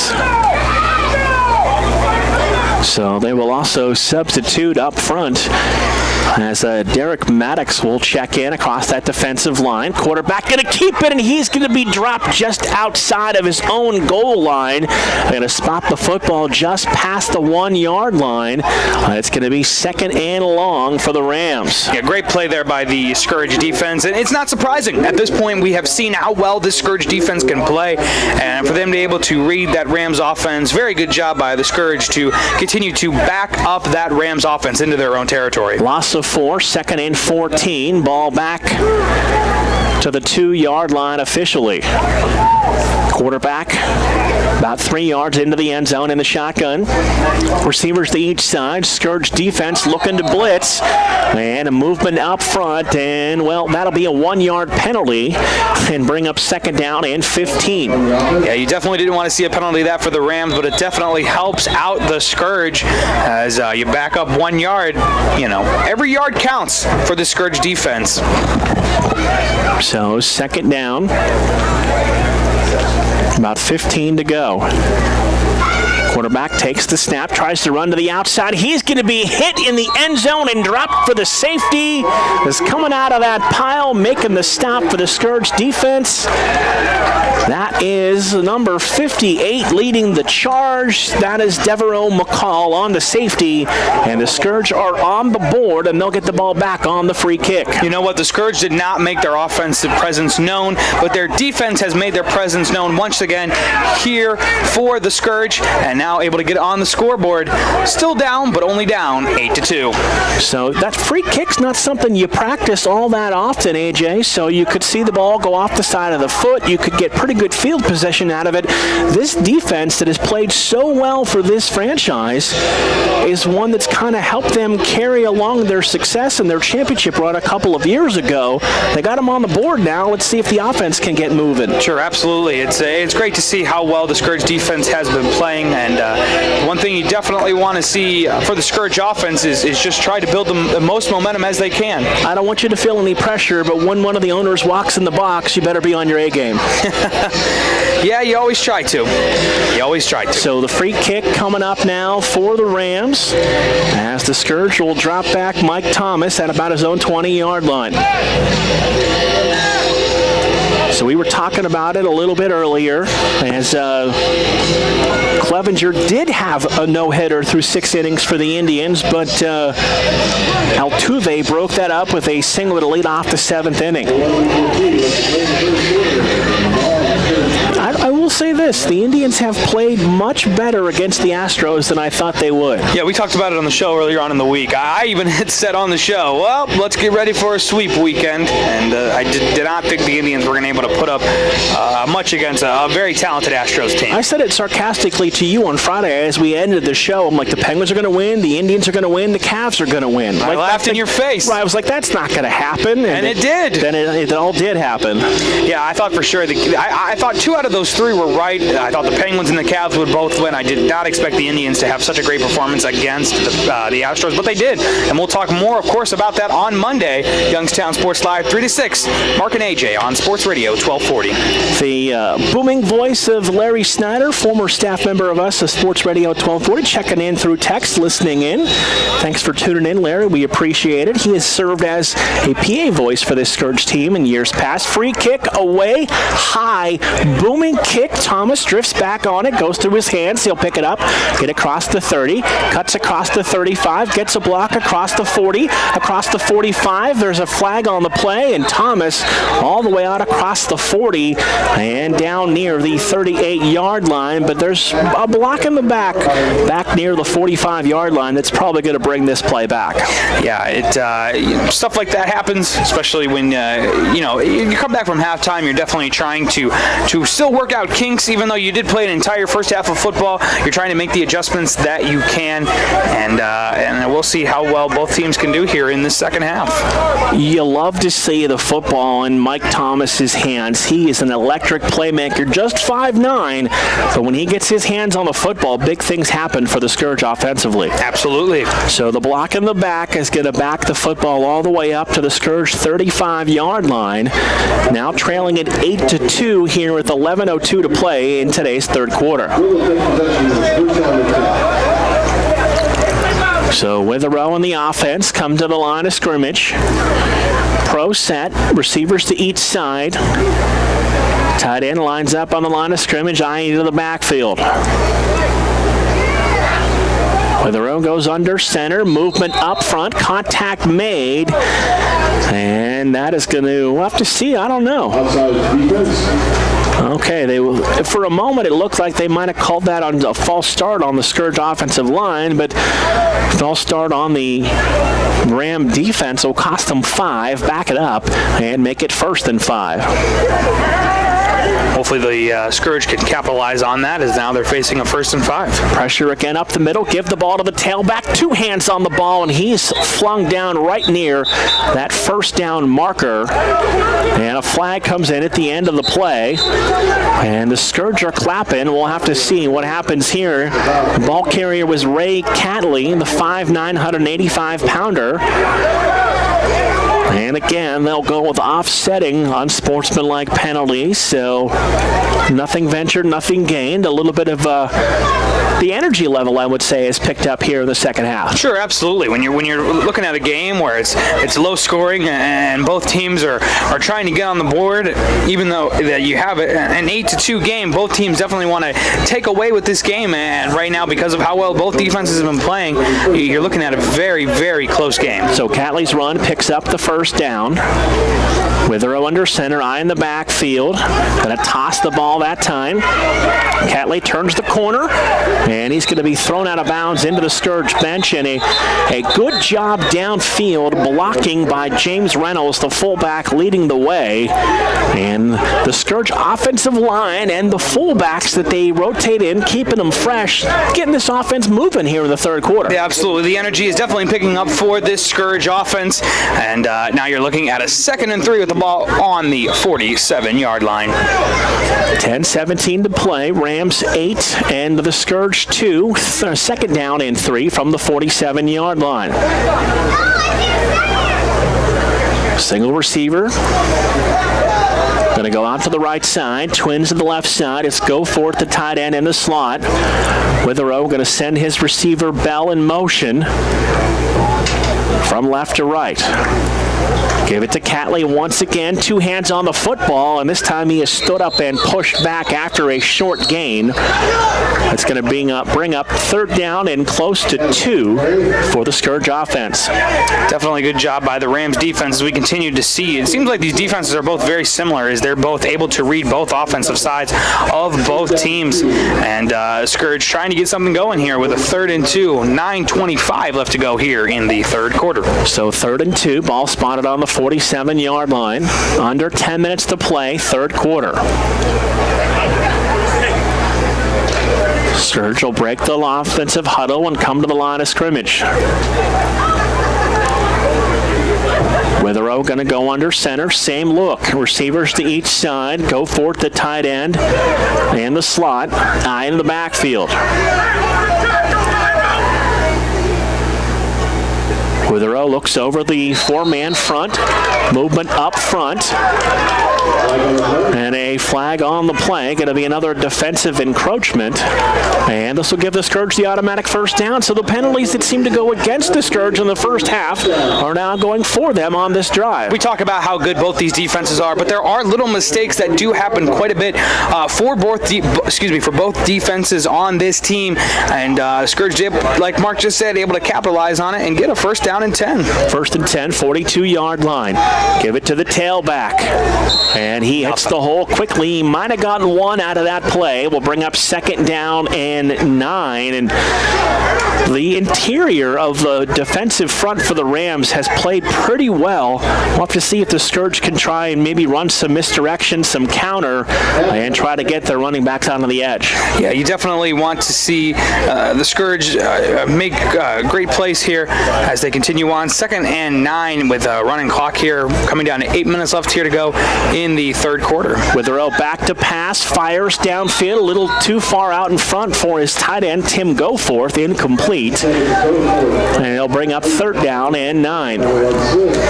Yeah, he was wide open there, and I could tell just by after he had snapped the ball, saw number 84, was that correct, for the Scourge wide open, and unfortunately was not able to make the catch. And Scourge are now looking at a third and 9. Under 8 to play, third quarter, third and 9 from the Ram 41-yard line. Reynolds comes to the sidelines, bringing an extra wide receiver on third and long. Quick Indians update. Carlos Santana doubles in the top of the 8th. Michael Brantley scores. The Indians extend their lead over the Astros 3-0. So third and 9. Withrow out of the shotgun. 2 running backs for protection in the backfield. Trips left. Pumps, looking deep, Goforth on the hitch and go, reaching for the football, and he's not able to make the play in double coverage, and that was a great throw by Withrow. He dropped it right in between the 2 defenders, and Goforth just not able to come up with that football, and the incompletion brings up 4th and 9. Yeah, unfortunately, when you have 2 defenders on you, it's definitely hard to bring in a ball like that, but again, a perfect throw there for the Scourge. Unfortunately, not able to capitalize on this run. We'll face a 4th and 9 with the ball on their own, or on the 41-yard line. I like the decision here by the coaching staff to bring Santel on and punt the football away. You saw what he's done the last 3 kicks, really flipping the field position. They got their first points of the afternoon out of that as the defense drove them back into the end zone for the safety. Yeah, absolutely, and definitely the Scourge, when you're just punting it away, you're putting a lot of faith into your defense, and it seems like the Scourge have been able to do that a lot this afternoon. So Santel, who played his high school football in Niles, will punt the ball away. 2 returners standing deep inside their 5-yard line.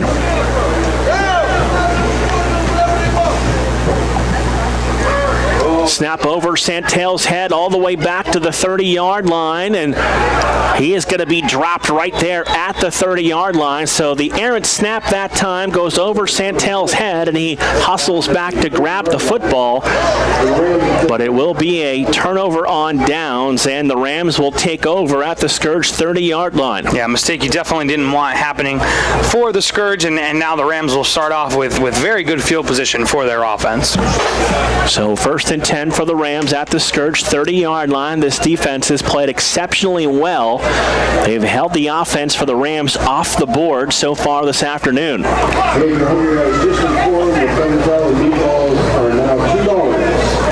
So first and 10 from the 30-yard line.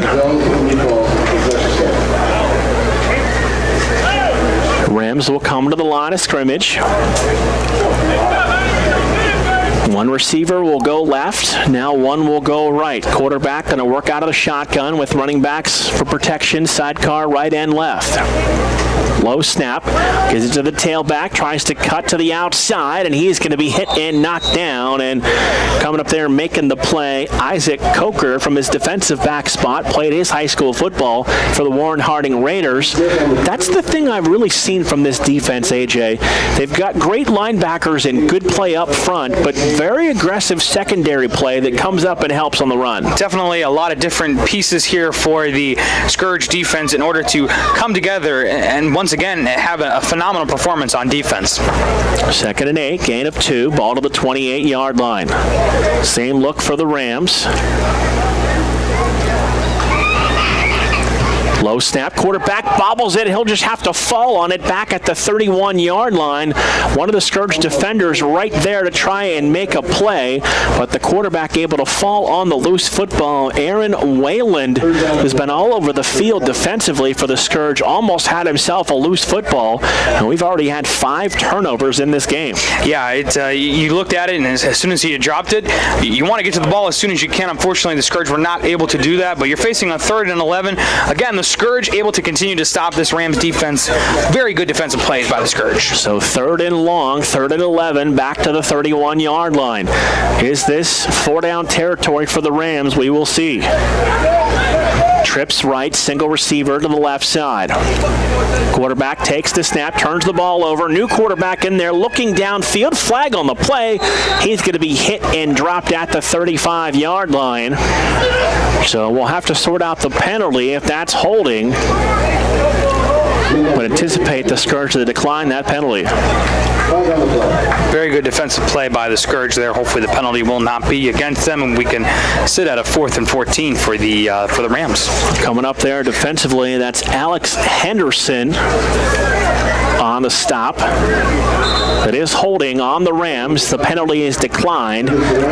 So that'll bring up 4th down and long, 4th and close to 14. Decision time for the Rams here. How can the Scourge stop the Rams offense? Whether you are, looks like they're going to be going for it, Mark. Yeah, no kicker coming out onto the field, so they will play on 4th down.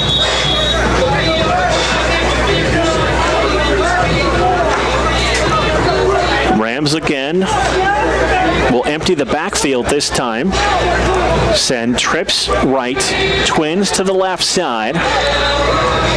And now there's a little bit of confusion. Excellent music selection for the Scourge football. Back judge will move everybody off the football.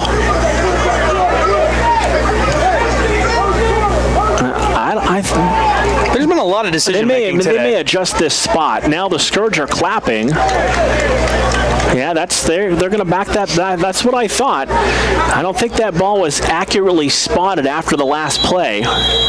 So they will back the ball up now. 4th down and long.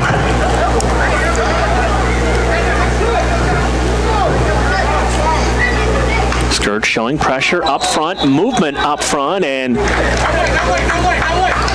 false start on the Rams will cost them 5, and it's back now them up. 4th and 18, and good for the Scourge. Continuing penalties here for the Rams only continues to back them up, and you're wondering, will the Rams continue to go for it, or at this point, do you bring out your special teams and kick it? They're going to go for it. So 4th and 18, they'll stick with the same formation. Trips right, twins left.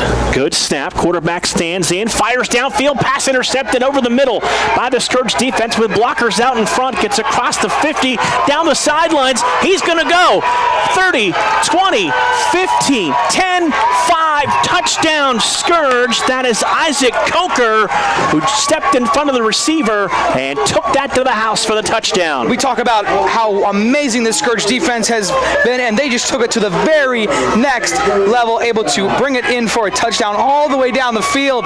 And now we're looking at a tie football game here with 4:53 left to go here in the 3rd quarter. Unbelievable moves by that Scourge defense. That's, again, Isaac Coker on the 62-yard interception return for touchdown. And we're tied at 8. And looks like Santel will come on to attempt the extra point.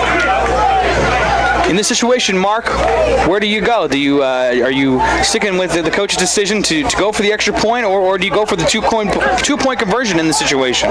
Santel unavailable last week, so the Scourge mostly went for 2 in their 18-12 victory. He's here today, so looks like he will come on and attempt the extra point to break the tie. 4:53 to play, 3rd quarter, 8-8. Sun making another appearance here at Camel Memorial Stadium, peeking through those clouds, and what a time to do it after that unbelievable play by the Scourge defense. So making some adjustments across that special teams front for the Scourge. Santel will come on and attempt the extra point. Everyone following their assignments, making sure they've got everybody on the field properly for blocking. So Santel will now attempt the extra point.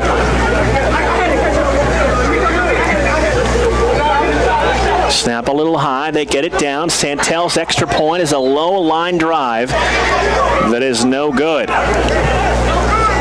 Scourge looking for a penalty that they did not get. So with 4:53 to play third quarter, it is now the Scourge 8 and the Rams 8. And we're back in 30 seconds on Sports Radio 1240.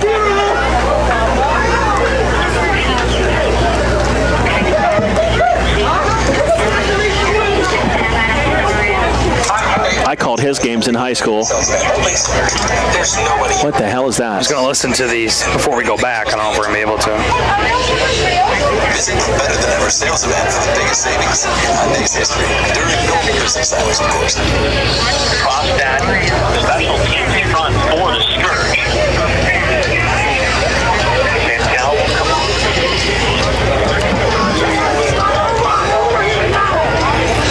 8-8 our score, 4:53 to play third quarter. Scourge tying the game up on a safety at 11-14, and then at 4:53 of this third quarter, it was a 62-yard interception returned by Isaac Coker, and we're tied at 8. Yeah, very good job by the Scourge there. Able to, as I said at halftime, one thing you wanted to do when you were down 8-0 is make your presence known, and they have done that here in the third quarter. Let's see if they can continue, their defense can continue to capitalize and hopefully get some offense going for this Scourge and hopefully break this tie and get some more points on the board. Santel will kick the ball away. Two returners back deep for the Rams. Set up right about their own 10-yard line. Now one will drift back deep inside the 5. So they will offset the returners.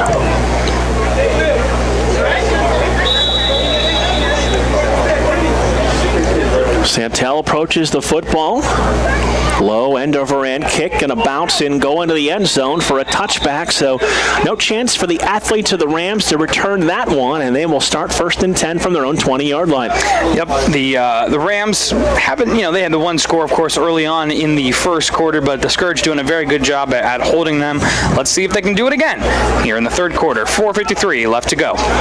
So with the kick through the back of the end zone, no time comes off the clock.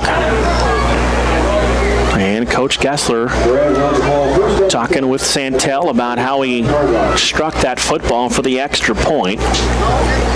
He'll be ready to come through if the Scourge need him again. He has punted the ball exceptionally well here today. Yeah, absolutely. Very good job with special teams for the Scourge football.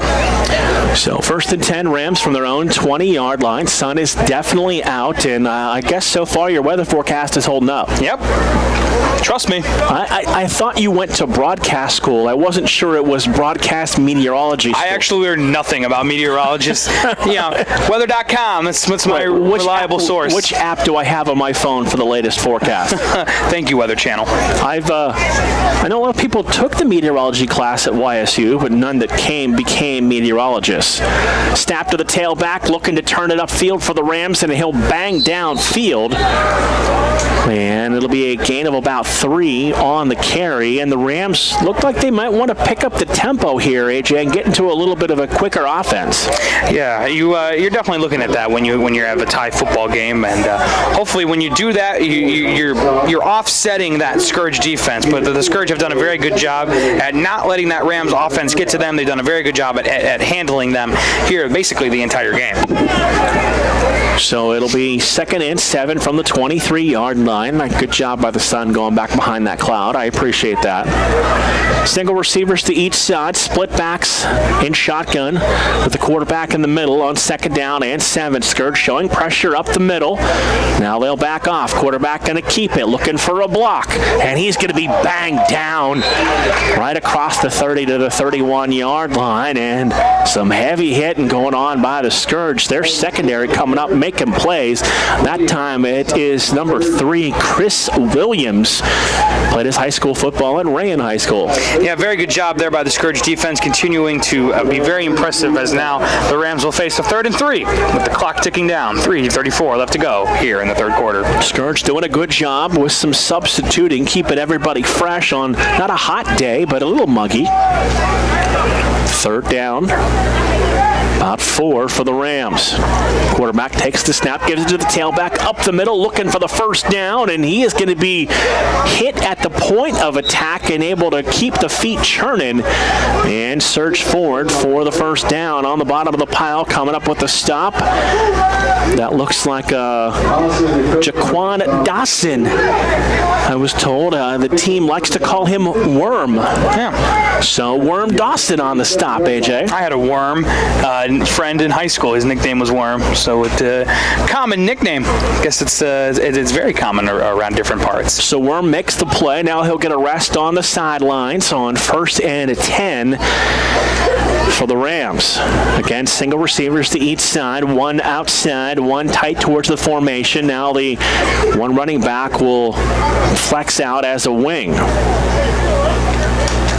Receiver goes in motion, fakes the jet sweep. Quarterback keeps it, and he's going to be hit and dropped behind the line of scrimmage. As coming up once again from his linebacker defensive end hybrid spot, Devereaux McCall, Twinsburg High School, making the stop, and we'll set up second down and long. Scourge defense continues to impress me as they continue on, absolutely manhandling this Rams offense. The Ram, I mean, if you're in that huddle, you're just trying to find any way to stop the Scourge defense. High quality football in the OFL.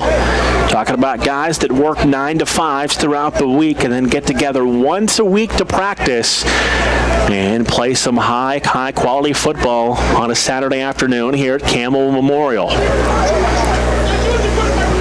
So second down and 12 from the Ram, their own 35-yard line. High snap, quarterback pulls it down, pressured, is able to evade the rush, looks downfield, and he'll just unload this one down the sidelines. And incomplete. One of the receivers made a great effort to try to toe drag the football at the 30-yard line. And he's slow to getting up there, still down there on the field. And might have had the wind knocked out of him, as he is definitely slow to get up. Great job once again by the Scourge defense to stop that Rams offense. Now looking at a 3rd and 12 with 1:22 left to go here in the third quarter. Looked like Will Hopkins over there for support defensively on that throw downfield, but we got a Ram down on the field with 1:22 to play here in the third quarter. We are back here coming up on June 17th when the Canton Pitbulls come to John Knappick Field at Campbell Memorial Stadium for this matchup against the Scourge and the Canton Pitbulls. They'll be back at OFL play on the 3rd and 10th at the Western Reserve Kings and at the Iron City Legends. And if you're looking for more information about the Scourge, you can find it on Western Reserve Radio, or you could also find it on Facebook at Western Reserve Scourge Football. So 3rd down and 12, as looks like the man's still down for the Rams, but he's far enough off the field that they can safely return to play. 3rd and 12. Movement up front. There's the flag. And another false start penalty on that offensive line for the Rams. Will back them up and make it now 3rd and 17. And the Scourge can get a stop here on 3rd and long, AJ. They can get the football back in pretty good field position. Yeah, the Scourge have done a very good job of being able to capitalize on those penalties that the Rams have caused. Now looking at a 3rd and 17 for the Rams.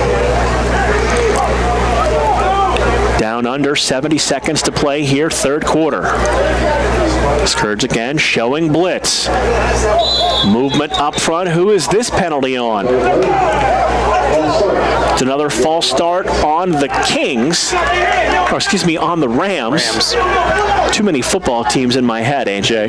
And that'll back them up another 5 and bring up 3rd and 22. Do you have a 3rd and 22 play in your playbook you're ready to run? I don't have one. Yeah, I don't know. With all these penalties that keeps happening for the Rams, you're just trying to hope to snap the ball without getting a penalty, let alone trying to set up a play.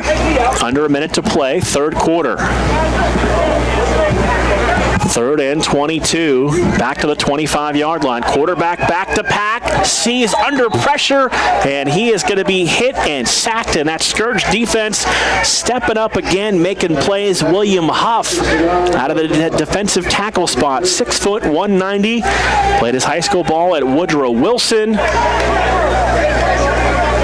And the Scourge defense doing a little celebrating. They know they're going to get the ball back in the hands of their offense. This defense has played really well so far this afternoon. Done exceptionally well. Now your only hope is that the Scourge offense can capitalize on how well. Standard NFL rules. High snap. Punter is able to pull the ball down, get the kick away, but it is going to go out of bounds, and the Scourge are going to have this football. Oh, okay, yeah, give us a better spot than that. There we go. The Scourge are going to have the football in Ram territory at the 48-yard line. Yeah, it's definitely something you wanted to see now in the fourth quarter. I talked about coming into the third quarter, you wanted to make your presence known, and you can do the same thing now here in the fourth quarter. Make your presence known to this Rams defense. Let them know who you are, and hopefully you do not have to force an overtime, and you can defeat this team here on your home field. Right, the majority of the game played under NFL rules. Overtime is played at the standard college football rules. So we got a little mixture of both. Which is good, because you know what? I like NFL standard rules for regular play, and I like overtime rules for college. So good mixture both for me. It works for college. You couldn't use the college rules for the NFL because No. everybody would score like 42 touchdowns back and forth. Yep. 1st and 10 for the Scourge. Inside scissor handoff. Witherow gives the football to the wide receiver that time, and he has stood up after maybe a little or no gain. That's the first time we've seen a little trickeration from this Scourge offense, and the Rams right there to actually pull him down for a loss of about 1. Not much of an update for that receiver that was hurt for the Rams. He continues to lay on the sideline, and it seems like one of the owners for the Western Reserve Scourge is over there checking out the situation, making sure the player for the Rams is okay. And good sportsmanship. Want to make sure everyone leaves completely healthy after this game. Witherow back to pass, taking that deep shot. Thomas fighting for the football, but it drifts out of bounds and incomplete, so it'll bring up 3rd down and 12. And boy, Witherow's taken some shots here in this game. You got to give Mike credit, because he stands in the pocket when he wants to throw the football, and he'll take a shot deep, but he'll also be able to stand in there, be tough, and take a hit as well. Good intentions for the Scourge there in order to try and get some positive yardage after throwing the ball, but as we've said several times, it seems like the Scourge are more of a running team, which depends on the team. It depends on how you're able to capitalize, and the Scourge are very good at capitalizing on running the football. So 3rd down and 12. Back at the Ram 49-yard line.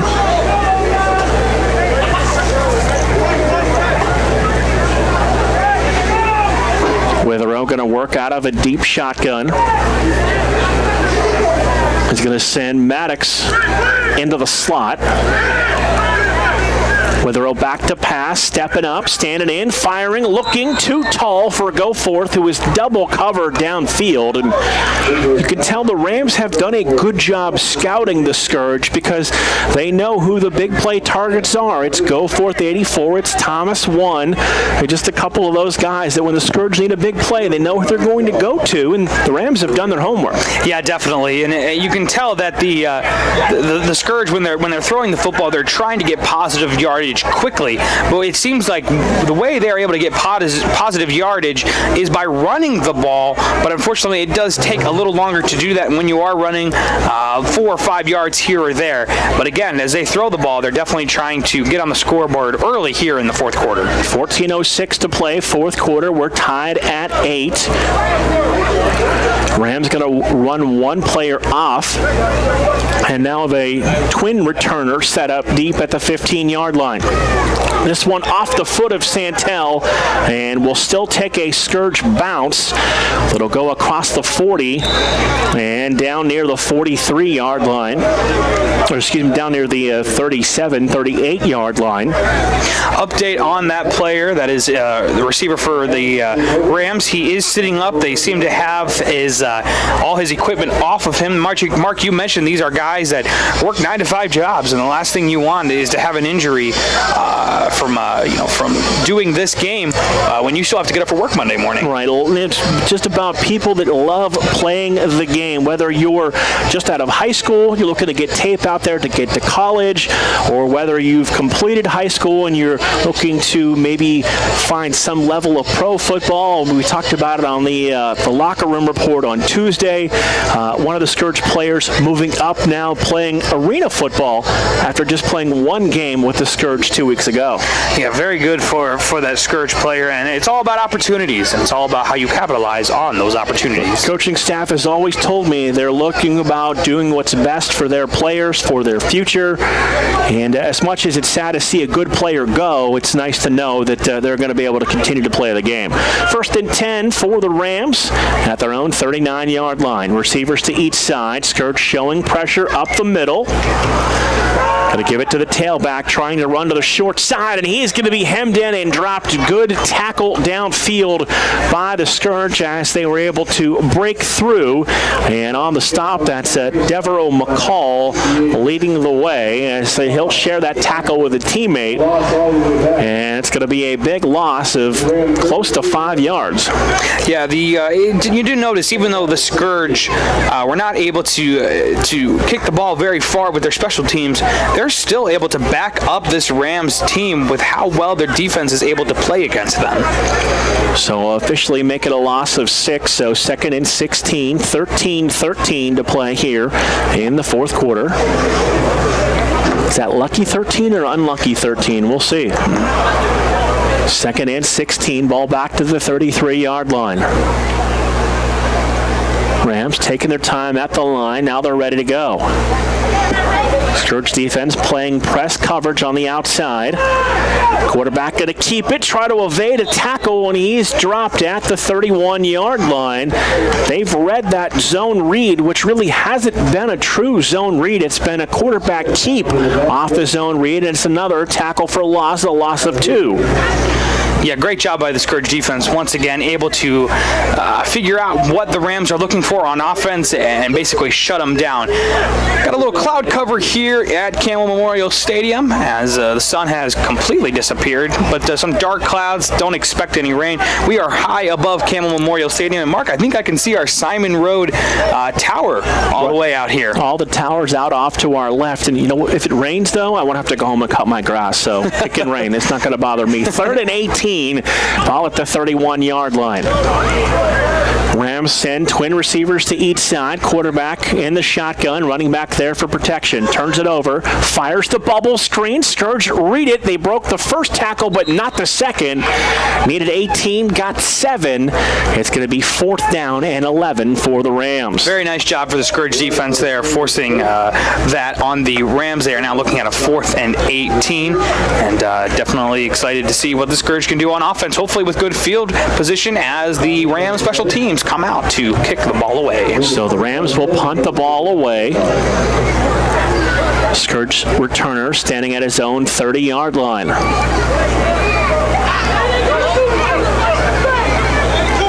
(11-17) here in the 4th quarter, tied at 8. Rams got a fumble recovery for touchdown and a 2-point conversion. The Scourge a safety and a 62-yard interception return by Coker for the touchdown. And we're tied at 8. Rush on. Kick is away. Could be caught at the 25-yard line.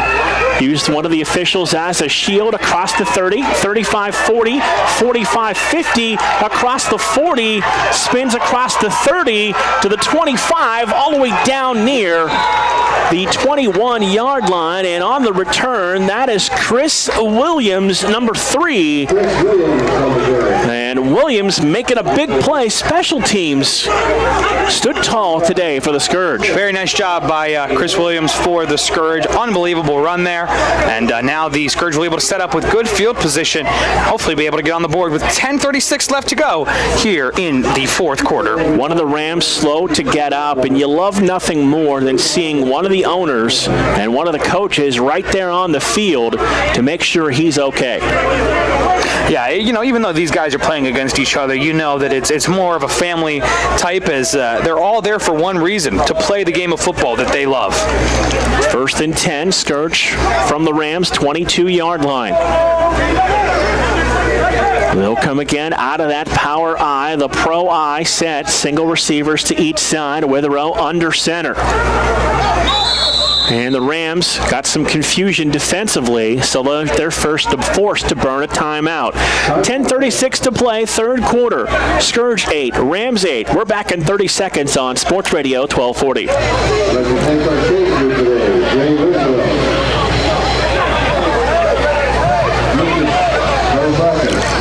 Never heard this one before. Me either. He texts me, he's like, hey, is there a post-game show? I'm like, yeah, a damn quick one, but there's a post-game show. Yeah. Like, the game will end, I'll throw it to break, we'll come back, we'll be like, blah, blah, blah, blah, blah, bye. Then I'm going to drive down the street, push you out of the car, and drive home. Yeah, all right. I'll call an Uber then. Come here quickly and get me. Oh, here we go. Right back to the line. Scourge going to give the football to the tailback, and he pushes his way downfield and gets shoved out of bounds at the 10-yard line. That's a gain of 12 for Ed McElroy on the carry. And you see it with these running backs that the Scourge have. They just kind of pound on you, and they wear on you, and they wear on you. And you just don't want to make that next tackle, take that next hit. And it's starting to take effect for the Scourge here in the fourth quarter. Yeah, the Scourge are definitely getting some momentum on their side on the offense that we haven't seen much of. Definitely the Scourge defense has done a great job at keeping the Rams off the scoreboard, even though we do have a tied game. Scourge offense trying to match the momentum that the Scourge defense has brought to the game. McElroy, the tailback, Witherow again under center. Takes the snap, gives it to him, trying to run outside, stutter steps, lowers the shoulder, and bangs inside the 10, down near the 7-yard line. That's going to be a gain of about 3, and bring up second down and goal from the 7-yard line. Second down and goal for the Scourge. Definitely looking at possibly getting a score here. That's what you want with only 9:40 and a clock ticking here in the fourth quarter. Again, great music selection here at Camel Memorial Stadium by the Western Reserve Scourge. Second down and 7.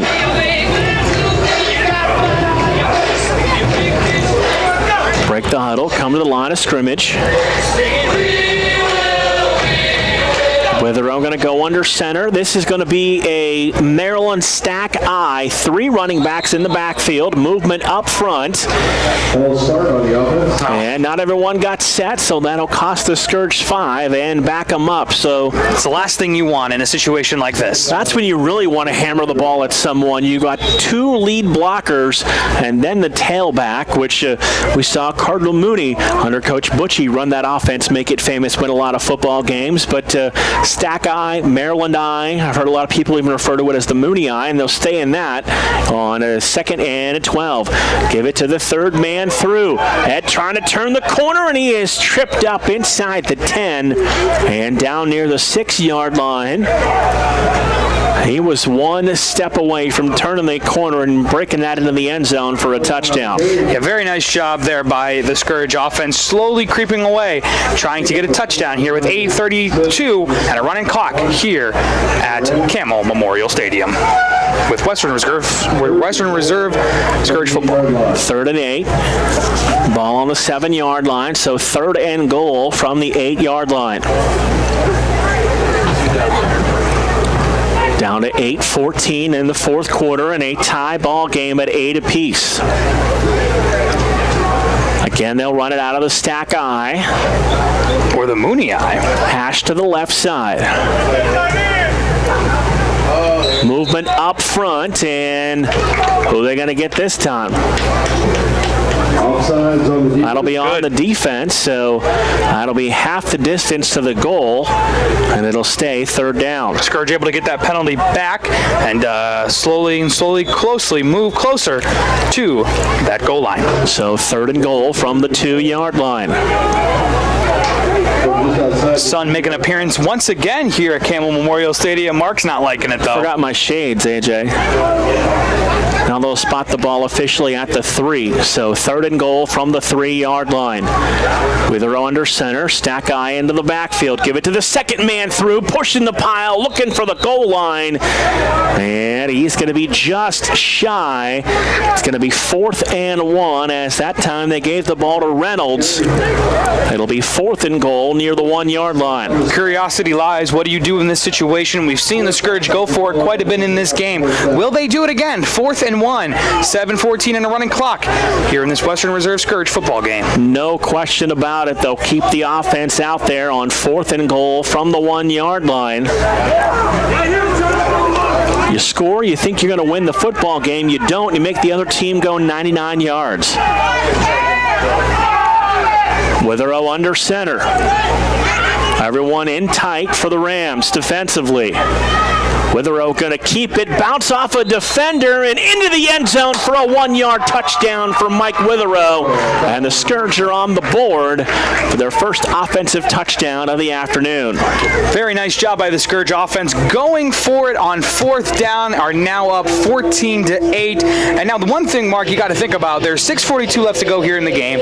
You're possibly going to go up 15-8, or you're going to go for the 2-point conversion and go up 16-8. And now you wonder, with that amazing Scourge defense, can they hold them with 6:42 left to go here in the 4th quarter? And no question, they're going to go for 2 here. Keep the kicker on the sidelines and run the same formation with the ball spotted on the 3-yard line.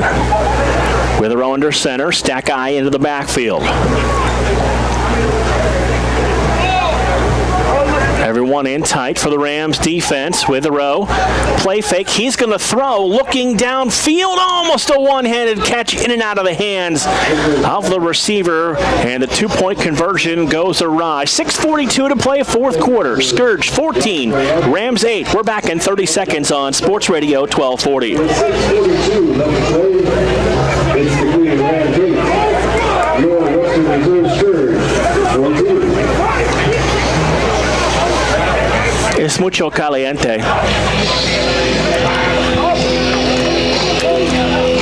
Who's the blonde you were hanging out with? When? Right there? Mm-hmm. I don't know. I think you're holding out on me.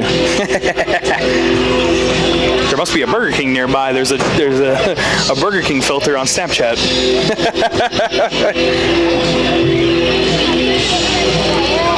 So the Scourge able to capitalize a Mike Withrow 1-yard touchdown. Quarterback keeper, the 2-point conversion, no good. And with 6:42 to play here in the 4th quarter, the Scourge their first lead of the afternoon, AJ, 14-8. Now they'll ask their defense to stand tall and come up with one more stop. I have a lot of confidence in this Scourge defense. We've seen it all day long. All they got to do is hold them for 6:42 left here to go in the 4th quarter.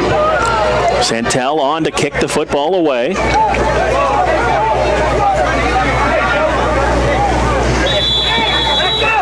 There's the whistle. We're ready for play.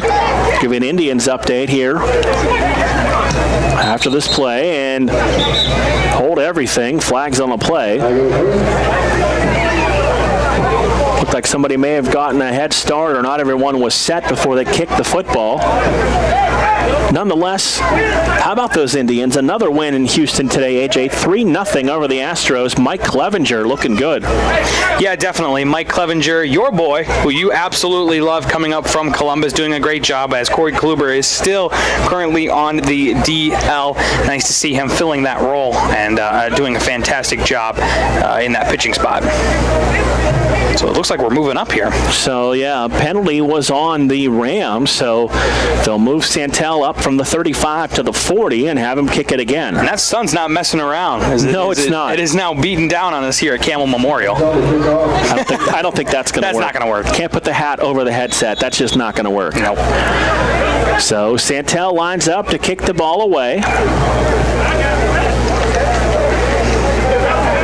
Rams have 2 returners back deep right about the 10-yard line. End over end kick by Santel, gets through the returner's hands, and he's got to go back and pick it up if he takes a knee. I thought he touched it, so that might have been a safety, but nonetheless they'll say touchback, and the Rams will have it on their own 20-yard line with 6:38 to play. In the end zone, and the Rams will take over. One thing you want to see from the Western Reserve Scourge now is just completely take advantage of this Rams offense and hold them. I mean, make them run the ball, you run down the clock, and just hold them as the Scourge are at a 14-8 lead. We've seen it quite a bit even with this Rams offense. They're not very good at throwing the ball either, as we've seen from the Scourge offense, not very good at it either. Both teams very good at running the football. It's been a much cleaner, much better played second half than the first. We saw 5 combined turnovers in the first half.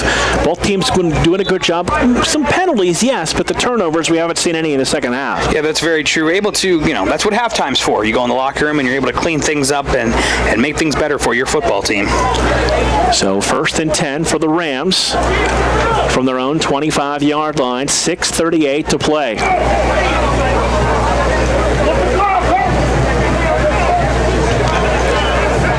Twin receivers go to each side for the Rams. Quarterback works out of the pistol, running back sidecar to the right side.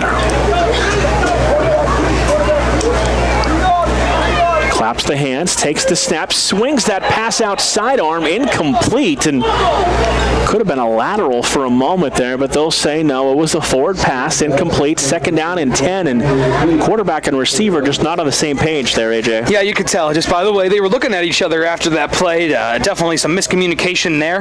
Nonetheless, you're at a 2nd and 10 with the ball on their own 25-yard line. The Scourge continuing to try their best to read this Rams offense and hold them as the Scourge lead 14-8 late in the fourth quarter. 2nd and 10 from the 25-yard line.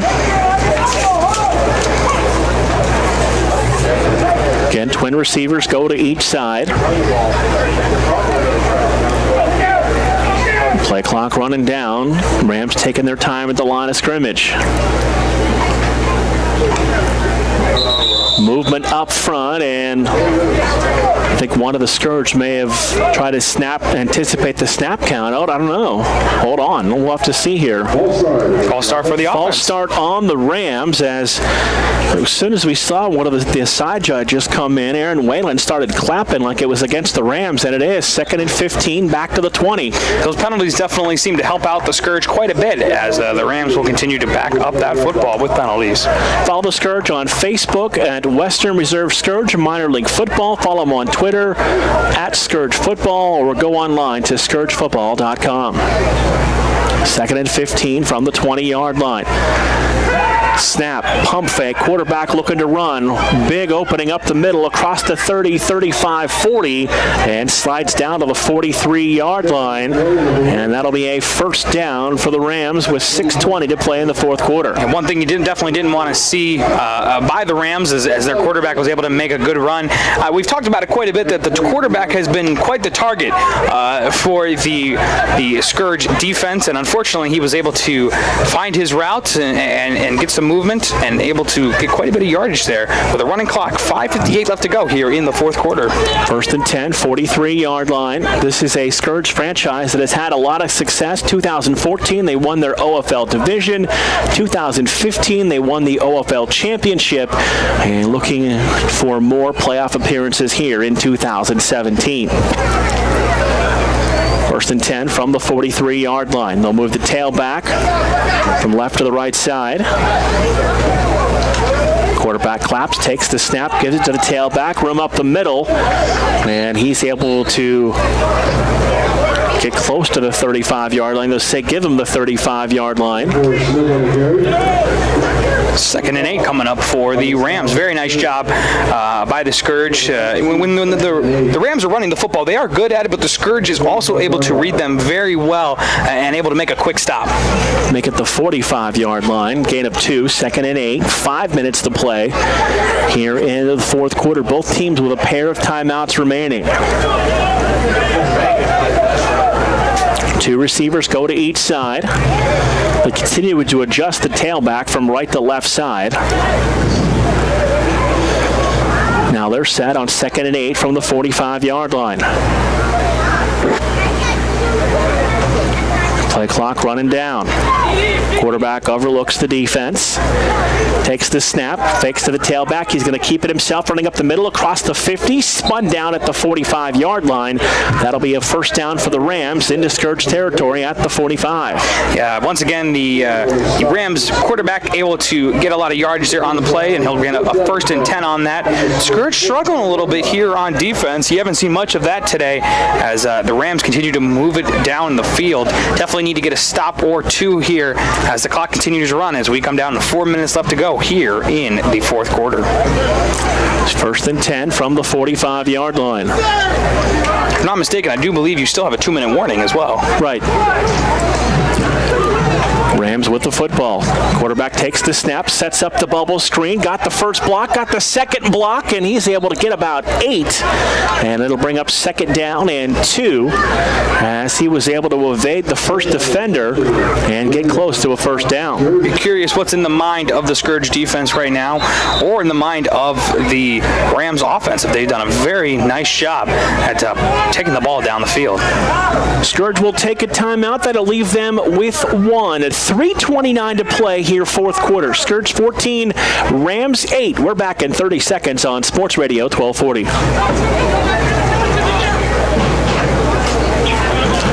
Smart. They're getting tired. They're getting gassed. They're going downfield. Use the timeout. I like it. For sure.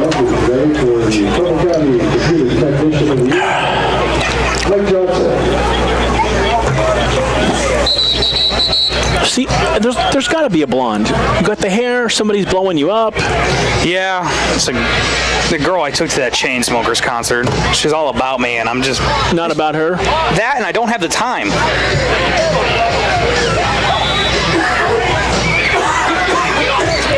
Scourge using the timeout on defense to give the front a little bit of a rest. It'll bring up second down and 1. Direct snap to the quarterback. He'll keep it, surge ahead, and have the first down to the 31-yard line. Saw a flag thrown there. We'll wait on the penalty.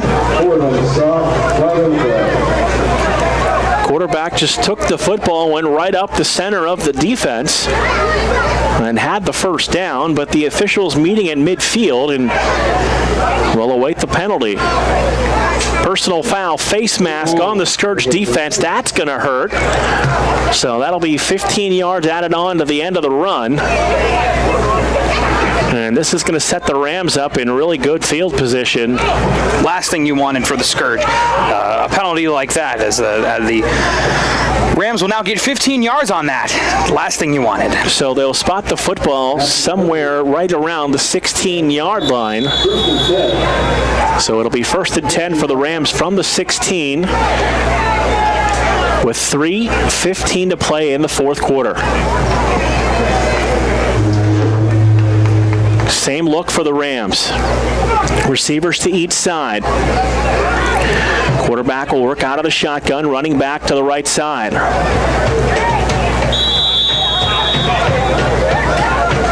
They'll wind the clock, and we'll go under 3 minutes to play in the fourth quarter. Scourge showing pressure up the middle. Creeping to safety to the outside. Now they'll back off. Movement up front. And what's the call here? Rams say it's on the Scourge. Scourge, of course, say it's on the Rams. And they'll have the conversation to decide who it is. And now one of the Scourge guys got a little overzealous, so they sit and back up and let us discuss this, please. And it's going to be defensive encroachment. And that'll cost the Scourge 5 yards and make first and 5 with the ball at the 10-yard line. 2 penalties in a row there for the Scourge. Not the best recipe for them right now as we get closer and closer to possibly a Rams touchdown. The last thing you want here in the fourth quarter. Twins to each side. Ball hash mark to the right. Quarterback takes the snap. A little bit of a hesitation and spins forward down to the 6-yard line. And that'll be a gain of 4. So it is now second and goal from about the 6-yard line with close to 2 minutes to play in the fourth quarter. Curious if the Rams will get a playoff here before we head into the 2-minute warning. Looks like they're going to. They're going to try and hustle up to the line. And they will stop it right there. So that is the 2-minute warning. We will take a break as well. Scourge 14, Rams 8. Back for the final 2 minutes and 30 seconds here on Sports Radio 1240. Can you write some autographs after the game? You can show down to the locker room, then the stands. Those players will come out there for you.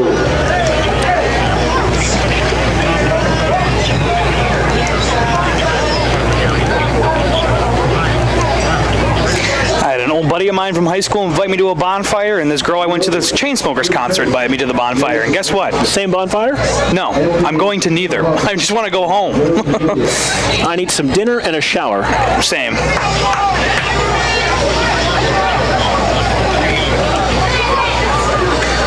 2 minutes left in this one, and the Scourge defense needing to stand tall if they want to remain undefeated here in 2017. This is the OFL opener for both of these teams, the Ohio Football League.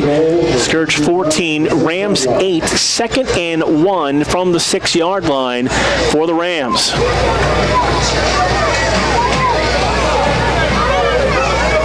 We've seen the wind play havoc so far today, blowing left to right, right to left. Now it's blowing across Napick Field here at Campbell Memorial Stadium. 2nd down and 1 for the Rams. Low snap on the turf, picked up by the tailback, and he'll just have to fall on it. And that almost a break that went the way of the Scourge. They avoid the turnover due to the Rams, and it brings up now 2nd down, and we'll have to see, 2nd and about 3. Miscommunication there by the Rams. Now you're looking at a 3rd and 1. Hopefully the Scourge can capitalize on that. Rams again will run it up the middle, and nothing doing there for the Scourge defense, who stands tall. It's going to be 3rd down. It's a big play coming up for the Scourge right now. 3rd down. Just the ball inside the 6. We're at 1:14 to play in the 4th quarter. The Scourge hold a 6-point lead. Low snap, quarterback picks it up, looking end zone, firing end zone, leaping catch, caught for the touchdown. So the pass complete to the receiver in the corner of the end zone for the touchdown, and we are tied at 14 with 1:04 to play here in the 4th quarter.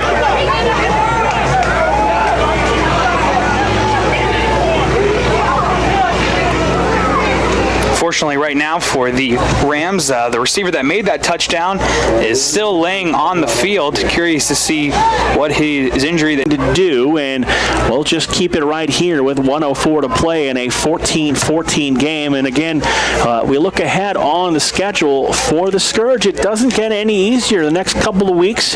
Back-to-back road games, the Western PA Kings on the 3rd and the Iron City Legends on the 10th. So the Scourge will have a week off next week before back-to-back road games in the Ohio Football League. Be curious to see what the Rams decide to do here with a 14-14 game with, Mark, as you said, just about 64 seconds left to go here in the game. They're going to go for 2. I heard somebody yelling down there on the sidelines in our crowd mic. Some of the guys started creeping onto the field to watch this play, and they want to get called for having too many men on the field. So they're going to run one receiver on the play way out to the top of the formation. 2 running backs in the backfield, new tailback back in there, 48 to lead the way, and the quarterback splits those 2. Takes the snap. He's going to run it up the middle towards the line of scrimmage. No! The 2-point conversion is no good. So the Scourge defense holds. The 2-point conversion is no good. And with 1:04 to play here in the 4th quarter, Scourge have a chance to get on the board and get out of here with a W. Yeah, very nice job by the Scourge defense. They're able to stop the Rams offense from getting anything going. And hopefully, once again, with 64 seconds left to go here in the game, Scourge can get something going on offense and get out of here with a win. So I know Jim's going to go back and listen to the tape later, but let's see. So far, I've seen him be a ball boy, be a cheerleader, be part of the medical attention team. Water boy. I saw him. I saw him with the water. Now he's down there encouraging guys with some. What is his title? Little flicks of the towels owner. Yeah, okay. He's one of the 3 owners of this franchise. So the Scourge are going to have a chance with the football back here. Craven very much involved with this organization. Talking with the offensive coordinator now. He's like, hey, if you need me, I could go put some pads on. I got him in the locker room. I don't think he'll do that. I think his playing days are over. He's an executive now. Now he's doing some coaching. Check that out. Very nice to see. So we'll have to see who's back to return this kick, AJ. The last time it was Chris Williams who had a tremendous return for the Scourge. And that might be Thomas back there deep, and along with Thomas, looks like Rayfield Bell are back to return the kick. I've heard of that station they're talking about over the PA. I don't know if you have. Yeah, I think I've heard of it here. Once or twice? Once or twice. So here comes the kick after the touchdown by the Rams, with 1:04 to play here in the fourth quarter. Been close games for the Scourge this year, winning the opener 18-12. Now tied at 14 here with 64 seconds in tonight's fourth quarter. Should we go to overtime, we'll step away for a 60-second break and come back for overtime. But plenty of time for the Scourge, 64 seconds. And Mike Witherow at the helm at quarterback.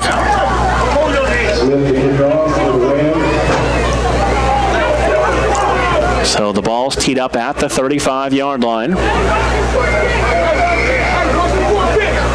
We'll have to see what this special teams can do. All right, we're ready to go.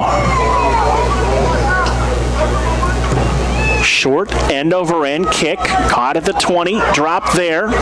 Look to do the lateral, now breaking free down the middle with the return and all the way out to the 47-yard line on the return, AJ. That's number 19, Rayfield Bell.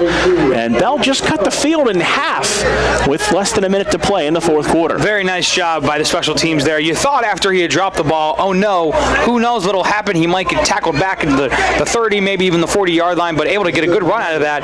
And now we are starting right about the 48-yard line, and let's see what the Scourge can do with roughly 57 seconds left to go here in the fourth quarter.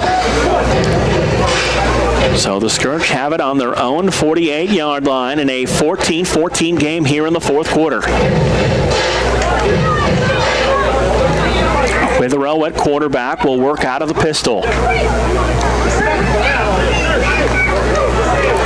Trips to the right side, tight end on the line to the left. Witherow takes the snap, rolling out, looking towards those trips. Receiver breaks open underneath.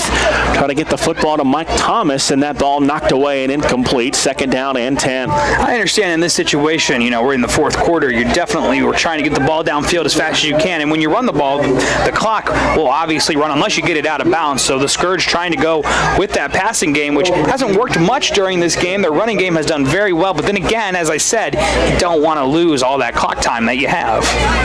So second and 10, again at the 48-yard line, 52 seconds to play in regulation. Trips to the left this time. Witherow out of the pistol, single tailback. About a yard and a half in front of him. Witherow takes the snap, sets up the bubble screen, and that's read perfectly by the Rams defense. And the receiver is hammered down for a loss of about 4. Running clock here as we head to 40 seconds left. Great job by the Rams defense there. Unfortunately, the Scourge offense could not get anything going. They will stop the clock with 36 seconds to go as the Scourge receiver who made that catch is down. What he hurt, unfortunately. Definitely. So he will be tended to by the training staff on the bench. Definitely looks like foot, ankle, something lower extremity, and we'll hope for the best for him. 3rd and 13 for the Scourge. 26 seconds to go here in the fourth quarter. Tied at 14. Witherow takes the snap, steps into the pocket. Man open, 2 receivers out there, and neither one of them able to make the play. As Thomas and also looked like Goforth both out there, both open, and the ball falls incomplete. That was a very unfortunate play for the Scourge. He had 2 guys on the same team, both go for it, and unfortunately not able to bring in the catch. And they're looking at a 4th and 13 with 22 seconds left to go here in the fourth quarter. Thomas is able to make that catch. There's nobody behind him. He's into the end zone, but the ball falls loose and incomplete. And they're going to send Santel and the special teams on to kick this one away and try and play for overtime. It's the best thing for the Scourge right now. You have a very reliable defense, and you might as well give the ball to the Rams and see if they can be able to get a score off. So 4th and 13 from the 45-yard line. Santel needs to get a good kick away here. One returner will drop back deep to about his 17-yard line. Scourge will hustle one player off the field just in time.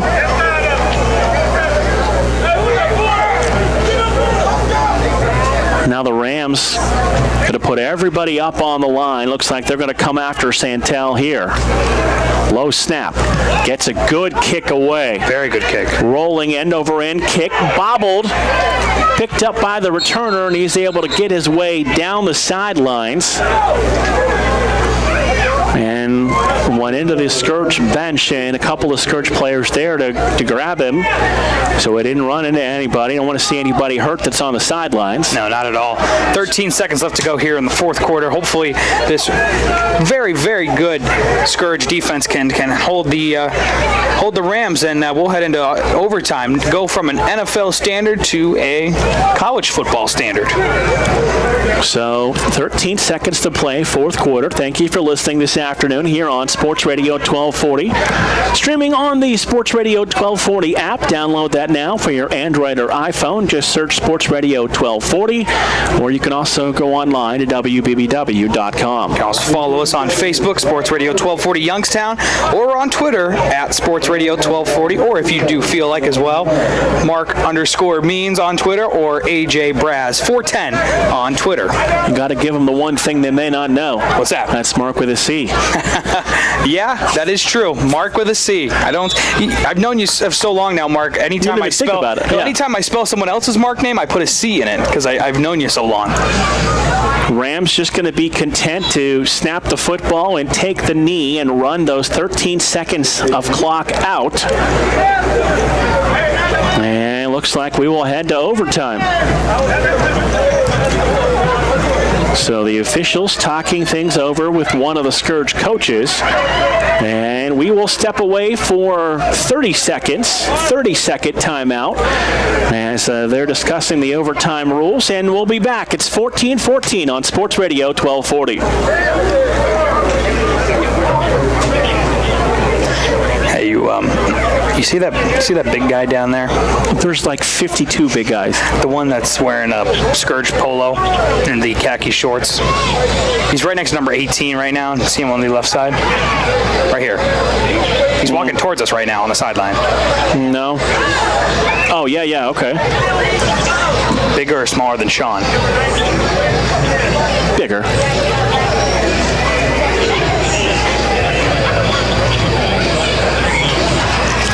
Well, it's our second Scourge game of the year, and it's our first overtime of 2017 here in the Ohio Football League between the Cleveland Rams and the Western Reserve Scourge. And wanted a little bonus football on a Saturday afternoon as the sun's starting to set, AJ, and we got to get this thing decided before it starts to get dark. Yeah. Well, you do have the stadium lights. You do? Yeah. We'll have to see if that's an option if we play a few overtimes. All depends. You know, you are playing at a college level overtime, so you usually tend to go pretty quick. We saw it when we went to. I don't think you were there. It was actually me, Ryan, and Christian at that double overtime YSU football game, where it was double overtime, but it did happen very quickly, and YSU had that win in an amazing playoff game. It was like 22 degrees that day. I'll never forget it. Actually ended up getting sick after that. You know, the cold will do that to you. So it is 14-14 here in overtime. And the scoreboard says that the Rams are going to get the ball first. I think that's a smart move by the Scourge. So I'm assuming the Scourge won the toss and elected to go. No, wait. The Scourge offense is on the field, I believe. So it looks like it will be the Scourge going first. Yep. Okay, so yes, the Scourge have the football at the 25-yard line here in the first overtime.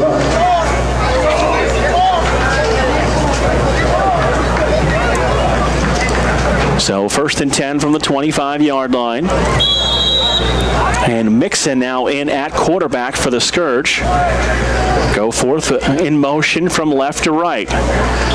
Mixon on the handoff up the middle with the football, lowering his shoulder, and a shoestring tackle away from a big run was Ray Catley that time, and Catley going to pick up a few and bring up 2nd down and 6. Call it a gain of 4.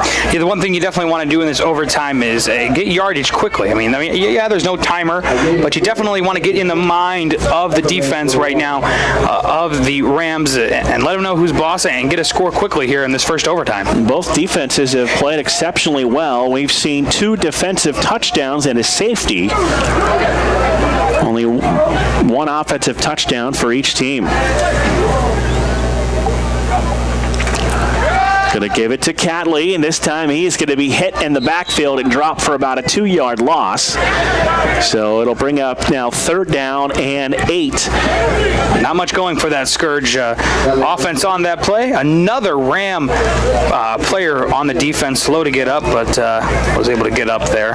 Number 55, it looks like, for the Rams. 3rd and 9, ball back to the 24-yard line. Here in our first overtime, tied at 14. Gotta wonder what the Scourge have up their sleeve with a 3rd and 9. Now they had all the skill players kind of in a little bit of a sugar huddle with the coaching staff. And now they'll be forced to use their timeout here in the first overtime with 3rd and 9 coming up. Interesting move when you think about it. We've seen a lot of Withrow, but here in the overtime, AJ, they go to Will Mixon, and haven't seen Mixon really use his athletic ability to run the football a whole lot this afternoon. He's that dual threat guy for the Scourge offense, and big play coming up here on 3rd and 9 in our first overtime. Very curious about what the Scourge will do here. Do they go to the air? Do they give it to their tight end or their running back? We'll have to see. Coming up here in just a sec. So the tailback in there is Marquise Thomas. Fullback now in there looks like it's like Coker. Oh, that's Mixon who's wearing 6. We got a couple of double numbers. Twins to each side. Mixon back to pass. Feeling the pressure. Gets a block. Throws across his body downfield. And is that good enough for the first down? We'll have to see on the spot. It looks like the ball fell incomplete. It didn't look like he actually even made the catch. All right, so they did rule the catch incomplete. So it'll be 4th down and 9. Receiver was open, but a tough throw for Mixon across his body. Had 3 defenders coming at him. And he couldn't get a lot on the throw, so they'll officially rule it incomplete and bring up 4th down and 9. Was right at that first down marker, but incomplete. So 4th and 9. Ball on the 24-yard line. First possession of overtime for the Scourge. 2 receivers to each side. Mixon works out of the shotgun, running back to his left, movement up front, and that'll be an easy 5 for the Scourge. And 4th and 9 should become 4th and 4. And it will. Definitely good penalty against the Rams, and hopefully the Scourge can take advantage of this with now facing a 4th and 4. Have to see how that changes the play call. Rams going to hustle an extra linebacker in. And their 4-3 base defense. Mixon takes the snap, stands in, looking, firing downfield, and the first down catch is made on a sliding reception by the Scourge tight end, who did a great job to come back to the football. That's Tim Goforth on the reception, and it's 1st and goal for the Scourge. Scourge able to take advantage of that penalty that happened on the Rams, and good job for them, as now they are looking at a 1st and goal as we are in our first overtime here. Western Reserve Scourge football. 1st and goal from the 8-yard line. Thomas the tailback. Mixon is the quarterback. Same look. Now we've got a flag on the field. They haven't even got to the line of scrimmage yet, so I don't know if they broke the huddle with too many defenders. Update on number 19, Rayfield Bell, the injured player of the Western Reserve Scourge. He does have ice on his ankle and has the uniform and all his padding off, and seems to be doing okay, just trying to heal up as best he can with that ankle. So the 5-yard penalty marked off against the Rams makes it now 1st and goal for the Scourge from the 4-yard line. Thomas with the helmet off will come to the sidelines. Scourge bringing in some of the big boys, including Derek Maddox, the fullback. So Maddox the fullback, Thomas the tailback. 1st and goal on the first possession of overtime in a 14-14 tie. Betts comes to the sidelines. No receivers in the formation. Power I with Mixon under center. Loose football at the 4-yard line. Looks like the Scourge able to fall on the ball and bring up now 2nd and goal from about the 4-yard line. Definitely a wasted possession there for the Scourge, but none to worry. You are now looking at a 2nd and goal. Scourge just looking to power through and hopefully get a touchdown on this first overtime. So 2nd and goal from the 4-yard line. As they're unpiling bodies. Scourge able to maintain possession of the football. Let's see who looks like they came out of there with the ball. I don't have a 96, so we'll say 96 made a great play. Came out of there with a football. There you go. So 2nd and goal from the 4-yard line.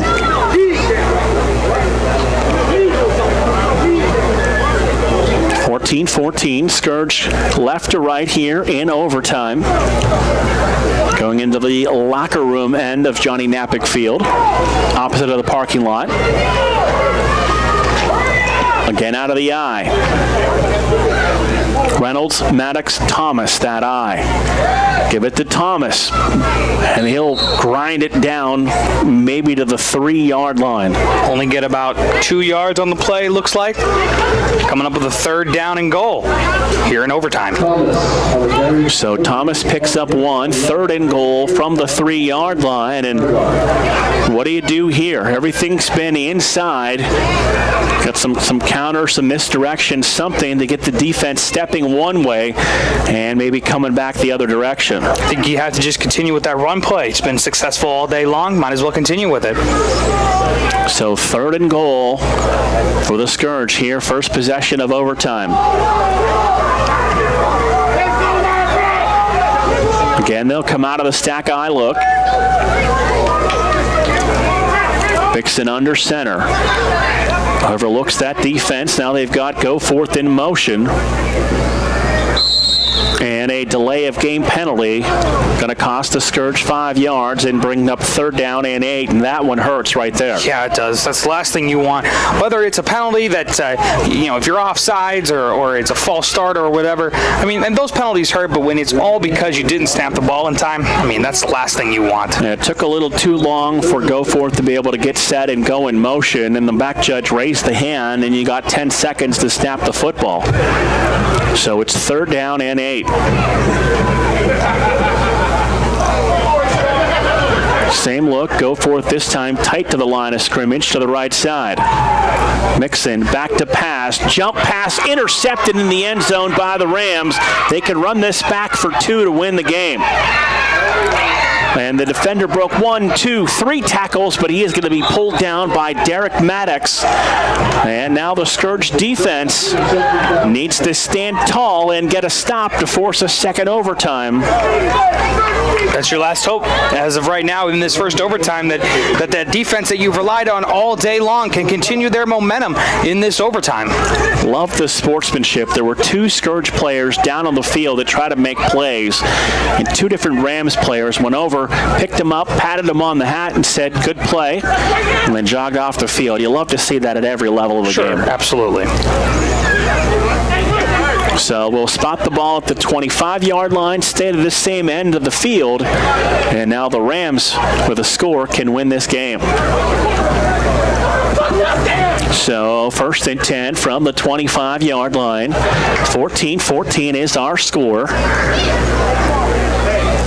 Rams offense will break the huddle and come to the line of scrimmage. 1st and 10 from the 25.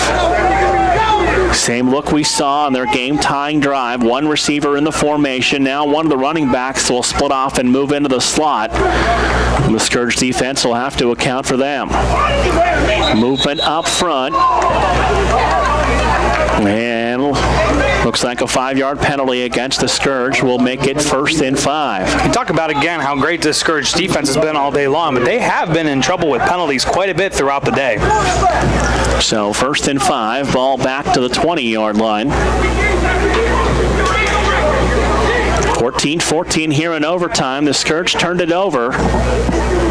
Now the Rams have a chance to win this on their first possession of overtime at 1st and goal from the 5-yard, first and 5 from the 20-yard line.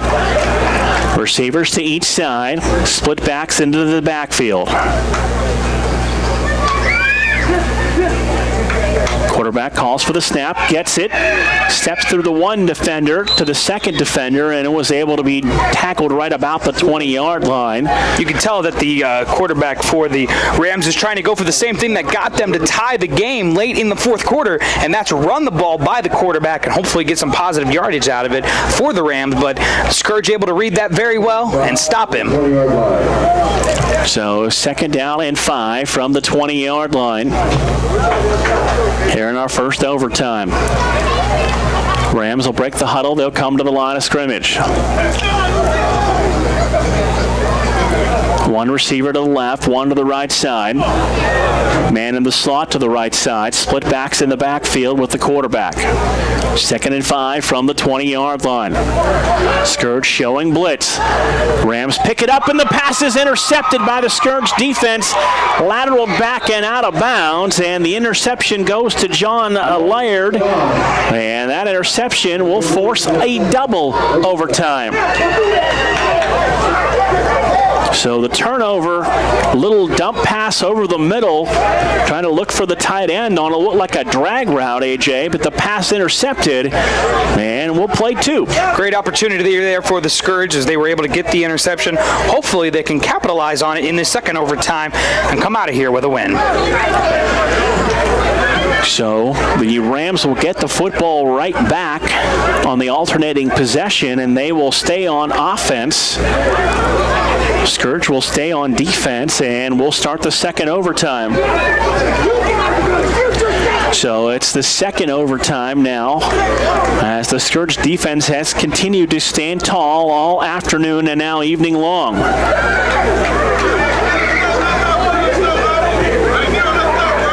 guys getting fired up on the sideline as we are into our second overtime. So double overtime here in this OFL lid lifter for these two teams. Rams receivers to each side. Man to the right goes in motion. Going to give it to him on the jet sweep. Trying to turn the edge. Broke the first tackle. And he'll still get knocked down for about a 2-yard loss.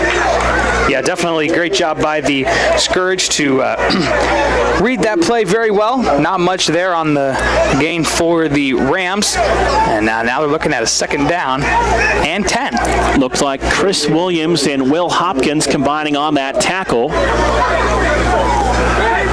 So loss of, I'm going to say officially a loss of 2, brings up second down, and now say 1, so second down and 11.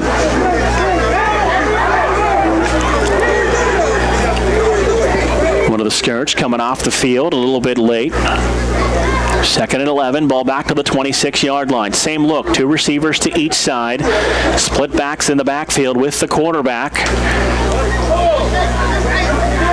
Play clock running down. Receiver goes in motion once again. This time they'll fake the jet sweep. He'll be a lead blocker trying to turn the corner. Broke the first tackle, broke the second tackle, and got down near the 15-yard line. Yeah, definitely. The Rams quarterback doing a good job of trying to get some positive yardage for his offense. But as we've said, the defense for the Scourge has done a very good job at being able to read what they do on that offensive side. The main target is that quarterback with the amount of running that he does. Very good job by the Scourge defense. So gain of 6 makes it 3rd and 5 with the ball on the 21-yard line here in our second overtime. Tied at 14. Scourge threw an interception on their first possession. Rams threw an interception on their possession. And we sit here in the second overtime of Scourge football here on Sports Radio 1240. 3rd and 5 from the 21-yard line. And the game has kind of followed the pattern we expected with defenses standing tall on both sides. Very good job by both defensives here in not only the first, second, third, or fourth quarter, but now in 2 overtimes. So 3rd and 5. Rams are going to change things up here on this 3rd and 5 play. They started with trips to the right. Now they'll spread it out. Receivers to each side. Wing to the right side. 2 running backs into the backfield. Low snap. Quarterback back to pass. Clean pocket. He's going to be hit and sacked. And he's going to be thrown down in the backfield for a big loss as the Scourge defense there to make the play. And who else, AJ? Aaron Whalen, who's had a big game on that defensive line. Yeah, very good job by the Scourge defense. Nothing is surprising me now at this point as far as how well they've been able to play against this Rams offense. So they'll substitute up front, and Worm Dawson back in at that defensive line as trying to keep everybody fresh across the defensive front. 4th down and 12, ball at the 27-yard line. 14-14 here in double overtime. Rams will send 1 receiver left, 2 right with 1 outside and 1 just inside the hash mark. Quarterback out of the pistol. Takes the snap. 3-step drop. Timing ball deep downfield. Receiver out there. Pass almost intercepted and then almost caught. And that'll be a turnover on downs. And the Scourge need points. Points of any kind, and they'll win this football game. Yeah, absolutely. Very close to getting that touchdown, but it did not. And it was almost an interception, then it was almost a touchdown. Very close. It kind of hit him up high in the shoulder pads and then deflect. You could actually hear the ball hit the plastic of his shoulder pads. Yeah, for sure. And deflect free. And you do wonder what is in the minds of both coaches in these overtimes, what they can do to beat each other. So this has been the game that we anticipated it to be here this afternoon. Points for the Scourge mean a second win of the year for the Scourge. Looks like everyone in there in the starting group on that offensive line. Mixon remains at quarterback. Thomas the tailback. Twin receivers to each side. Wonder if they'll go back to that play they had some confusion on in the last possession. Mixon on the draw. He's going to be dropped and thrown down by his shoulder pads back to the 30-yard line. It's 2nd and 15. Both defenses continuing to be very impressive. Not only has the Scourge done a very good job, but the Rams still with an unbelievable defense this afternoon. So into this evening. Right, we are 2nd and 16 as we are approaching the 8 o'clock hour here on Sports Radio 1240. So 2nd down and 16. Ball back to the 31-yard line after the sack by the Rams defense.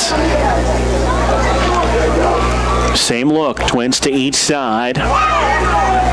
Mixon has Thomas to his left. 2-step drop, firing underneath, pass complete to Goforth, breaks the defenders, and he gets across the 25 and down to the 23-yard line. So Goforth on the reception. Looks like we're going to have a 3rd down now and 16 yards to go for the Scourge. Goforth picks up 8. And it's 3rd down and 8 from the 23-yard line. So you got 2 cracks at picking up 8 yards to convert this, get the 1st down, and keep this overtime continuing.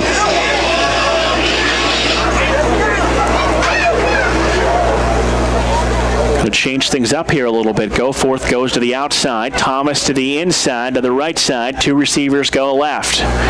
Mixon takes the snap. Clean pocket. Now he's going to be pressured and he'll be sacked on the delay blitz. And that's going to be all the way back to the 32-yard line, and that'll bring up a 4th down and long. Not able to get anything on that play, and the only hope now is as far backed up as you can try and throw a Hail Mary here and end this overtime game. So if the Scourge can't convert here on 4th and 18, we'll play 3 overtimes.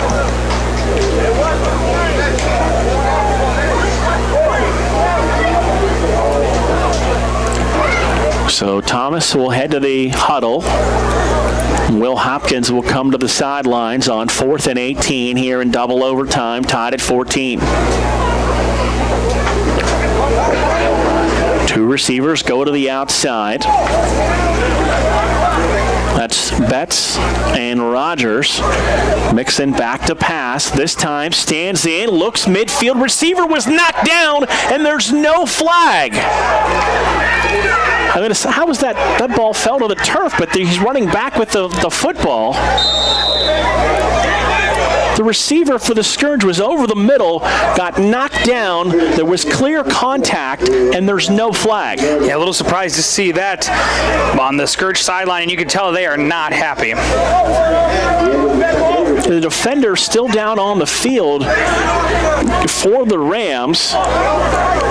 And they're discussing why there was no penalty. One of the officials talking to the receiver, and I don't know if the Rams realize one of their teammates is all the way back at the goal line, but we're going to play 3 here today. And as the alternating possession continues, looks like the Scourge are going to have the football here for the 3rd overtime, unless we're going to retoss here after 2, because there's captains down there on the field. And Witherow's down there. There's a couple of other captains down there with him. So there was an explanation made why there was no interference on that play, but I don't know what it was. Yeah, it's very curious to see why the call was not made, but nevertheless, we are heading into a 3rd overtime. So yeah, we will have a captain's meeting, and we'll have another toss here for the 3rd overtime. So this is what, like, I don't know if the Scourge have ever played this many overtimes at a game before. We'll have to look into the record books after this one is over. For sure. So overtime number 3 coming up here momentarily. Sports Radio 1240, WBBW Youngstown. Mark Means, AJ Brzezowski with you here high atop the press box at John Knappich Field, Camel Memorial Stadium. And we got Brian Gerbentz back at our Simon Road studios. Lights have come on here in the press box, so we'll give it a shot at ours as well. Need to stand up a little bit. Been sitting too long here in the press box. So we'll have to see. It looks like the Scourge offense is out there. So it looks like the Rams have won the toss and elected to go on defense.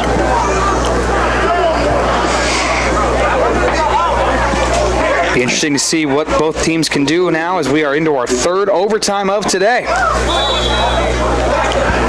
So the Scourge have the football. Overtime number 3, Withrow in at quarterback. Receivers go to each side. Running back is a wing to the left side. Withrow takes the snap.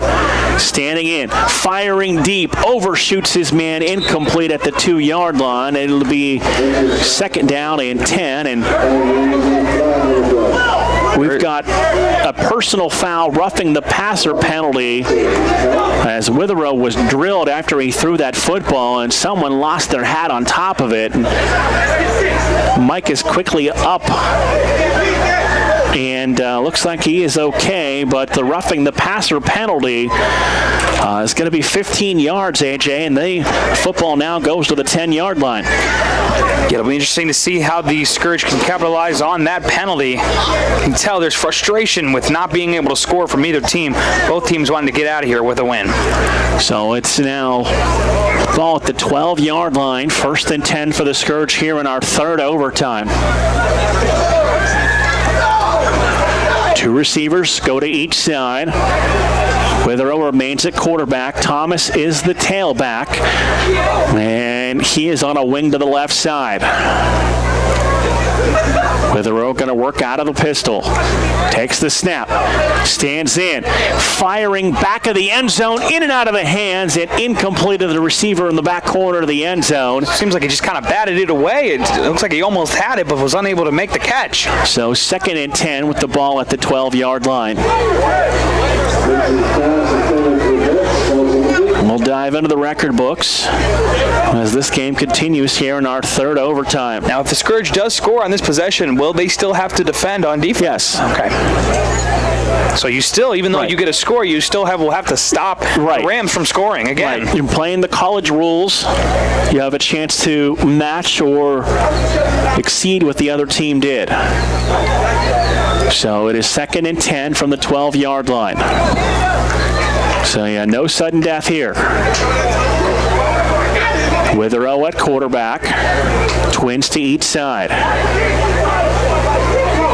Now they're going to move Thomas from the left to the right side, and he'll move up more in a traditional tailback spot. Withrow takes the errant snap, rolls left. Now back right. Looking towards the end zone, firing to the end zone, and the pass incomplete. Looking for Will Hopkins, and the ball falls incomplete. I thought for a minute Withrow was going to run. He had a little bit of a lane, and instead fired the football, and the incompletion brings up 3rd down and 10. Unfortunately, just not a lot of communication there between the quarterback and his receivers, or they're just drop passes. Either way, unable to get a score here for the Scourge. So 3rd down and 10 with the ball at the 12-yard line. I don't think I've ever seen a scoreboard where it said quarter 7. I don't know. I didn't know it went that high. I didn't either. So yeah, technically, I guess third overtime, we are in the 7th quarter. 3rd and 10 from the 12-yard line. Twins to each side. Withrow out of the pistol. Thomas the tailback.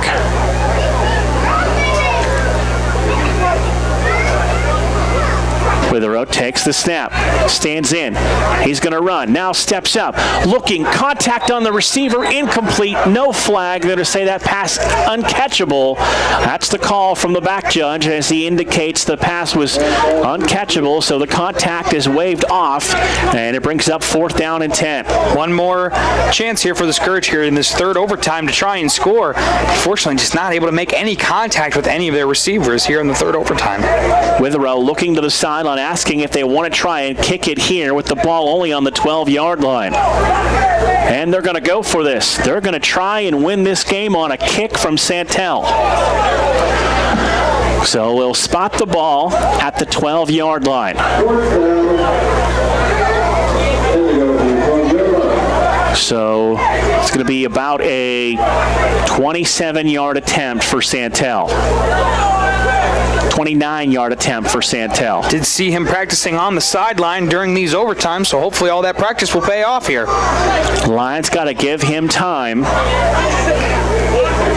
The holder for the Scourge is Josh Reiser, and played his high school football at West Middlesex in Pennsylvania.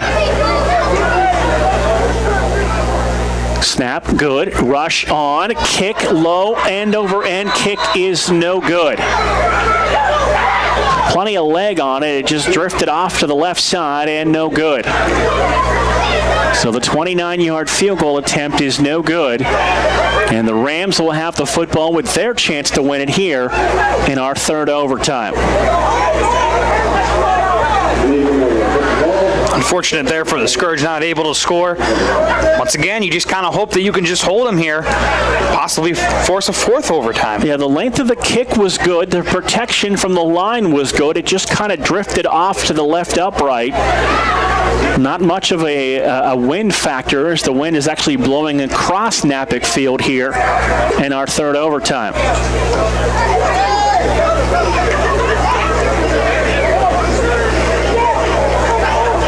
So our officials are meeting at midfield.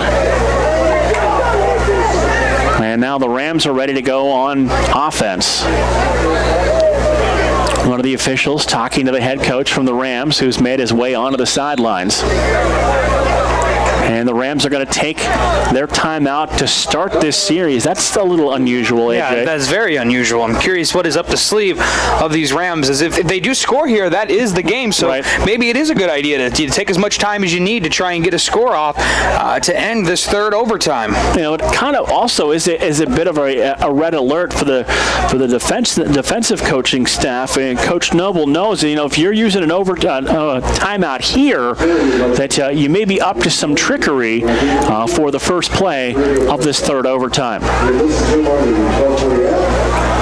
14-14 our score here in the third overtime of this Ohio Football League game here on Sports Radio 1240. As we hit 8 o'clock, it is Sports Radio 1240, WBBW Youngstown.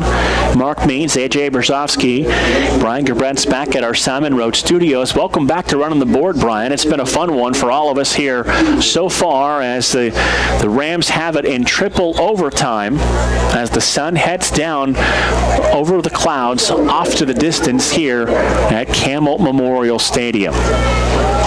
Being that we're closer to summertime here, of course, you still have quite a bit of daylight left, even with it being 8 o'clock at night.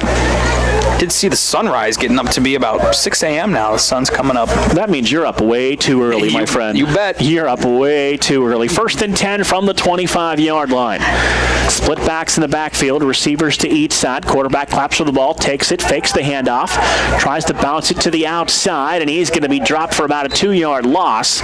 It is now 2nd and about 12, back to the 27-yard line. I'm curious what's up the sleeve of the Rams after that timeout. They basically ran a play that they've done quite a bit during this game, is just running their quarterback and trying to get a score off. Right, they don't have a lot of guys over there dressed, so there's probably a lot of players going both ways, so it may have just been, which we've seen the Scourge do earlier in the game, take the time out, give your guys a little bit of a breather, and get them ready to go here on offense for overtime number 3. And as this overtime is going on, you see, Witherow and some of his receivers kind of talking, trying to communicate, get on that same page if the offense is fortunate enough to get the hands on the football for the 4th overtime. Sun make it a little difficult to see the field, but it is now 2nd and 13 at the 28-yard line. 2 receivers right, 1 to the left side. Split backs in the backfield with a quarterback for the Rams on 2nd and 13.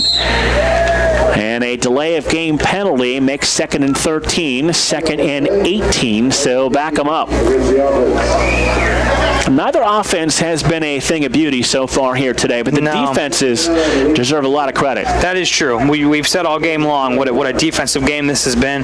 offense definitely has a lot of work to do after tonight's game for both teams, and as they prepare for their next game for the Western Reserve, they will be playing on June 3rd as they look on to take on the Western PA Kings. And that'll once again be on June 3rd, and we'll join you again, of course, Mark, the date you... Back to pass, man wide open, and the ball just sailed on the receiver and incomplete. Sorry, AJ. No, it's okay. I wasn't looking up. I didn't see. 3rd down and 18. Receiver was wide open, and the ball just fluttered over his head and incomplete and out of bounds. My mistake. I was looking down at my paper too much. The next game that Sports Radio 1240 will be carrying was what I was trying to get to, and that game will be June 24th. June 17th. Or June 17th. My mistake. Canton Pit Bulls.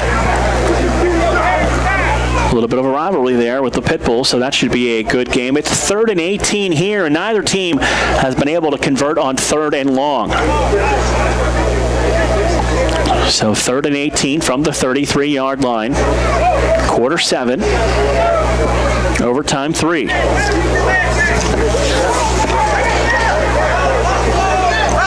Rams send 2 receivers right, 1 left.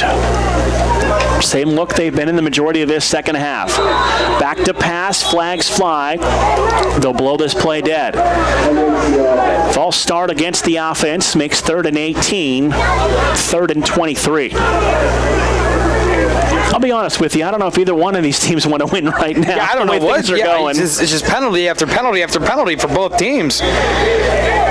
Got to look at the scoreboard. We're getting into possibly going into our 4th overtime tonight. So back it up, 3rd and 23, and we, all kidding aside, we know both these teams have given unbelievable efforts on both sides of the football to try to win this game. Very true. This is a team they're going to play again. This is a division rival, so you can set the tone with a win here in the first meeting of the season. 3rd and 23. Delay snap, quarterback pumps, pressured, rolls away from the pressure, and fires the ball deep down into the end zone, and the ball intercepted in the end zone by the Scourge. They look to lateral it back, but no one's there, and so we will go to a 4th overtime, or quarter number 8, as the scoreboard now says, and a 14-14 tie. And first time we get to work together in the booth for the game, and It's like looking at your face. That's what it is. Been calling games for 22 years. This is the longest game I've ever called now into 4 overtimes. And you get to do it with me. So That's there right. you go. And then I get to do the show with you on Monday. And I just saw you yesterday. Hey.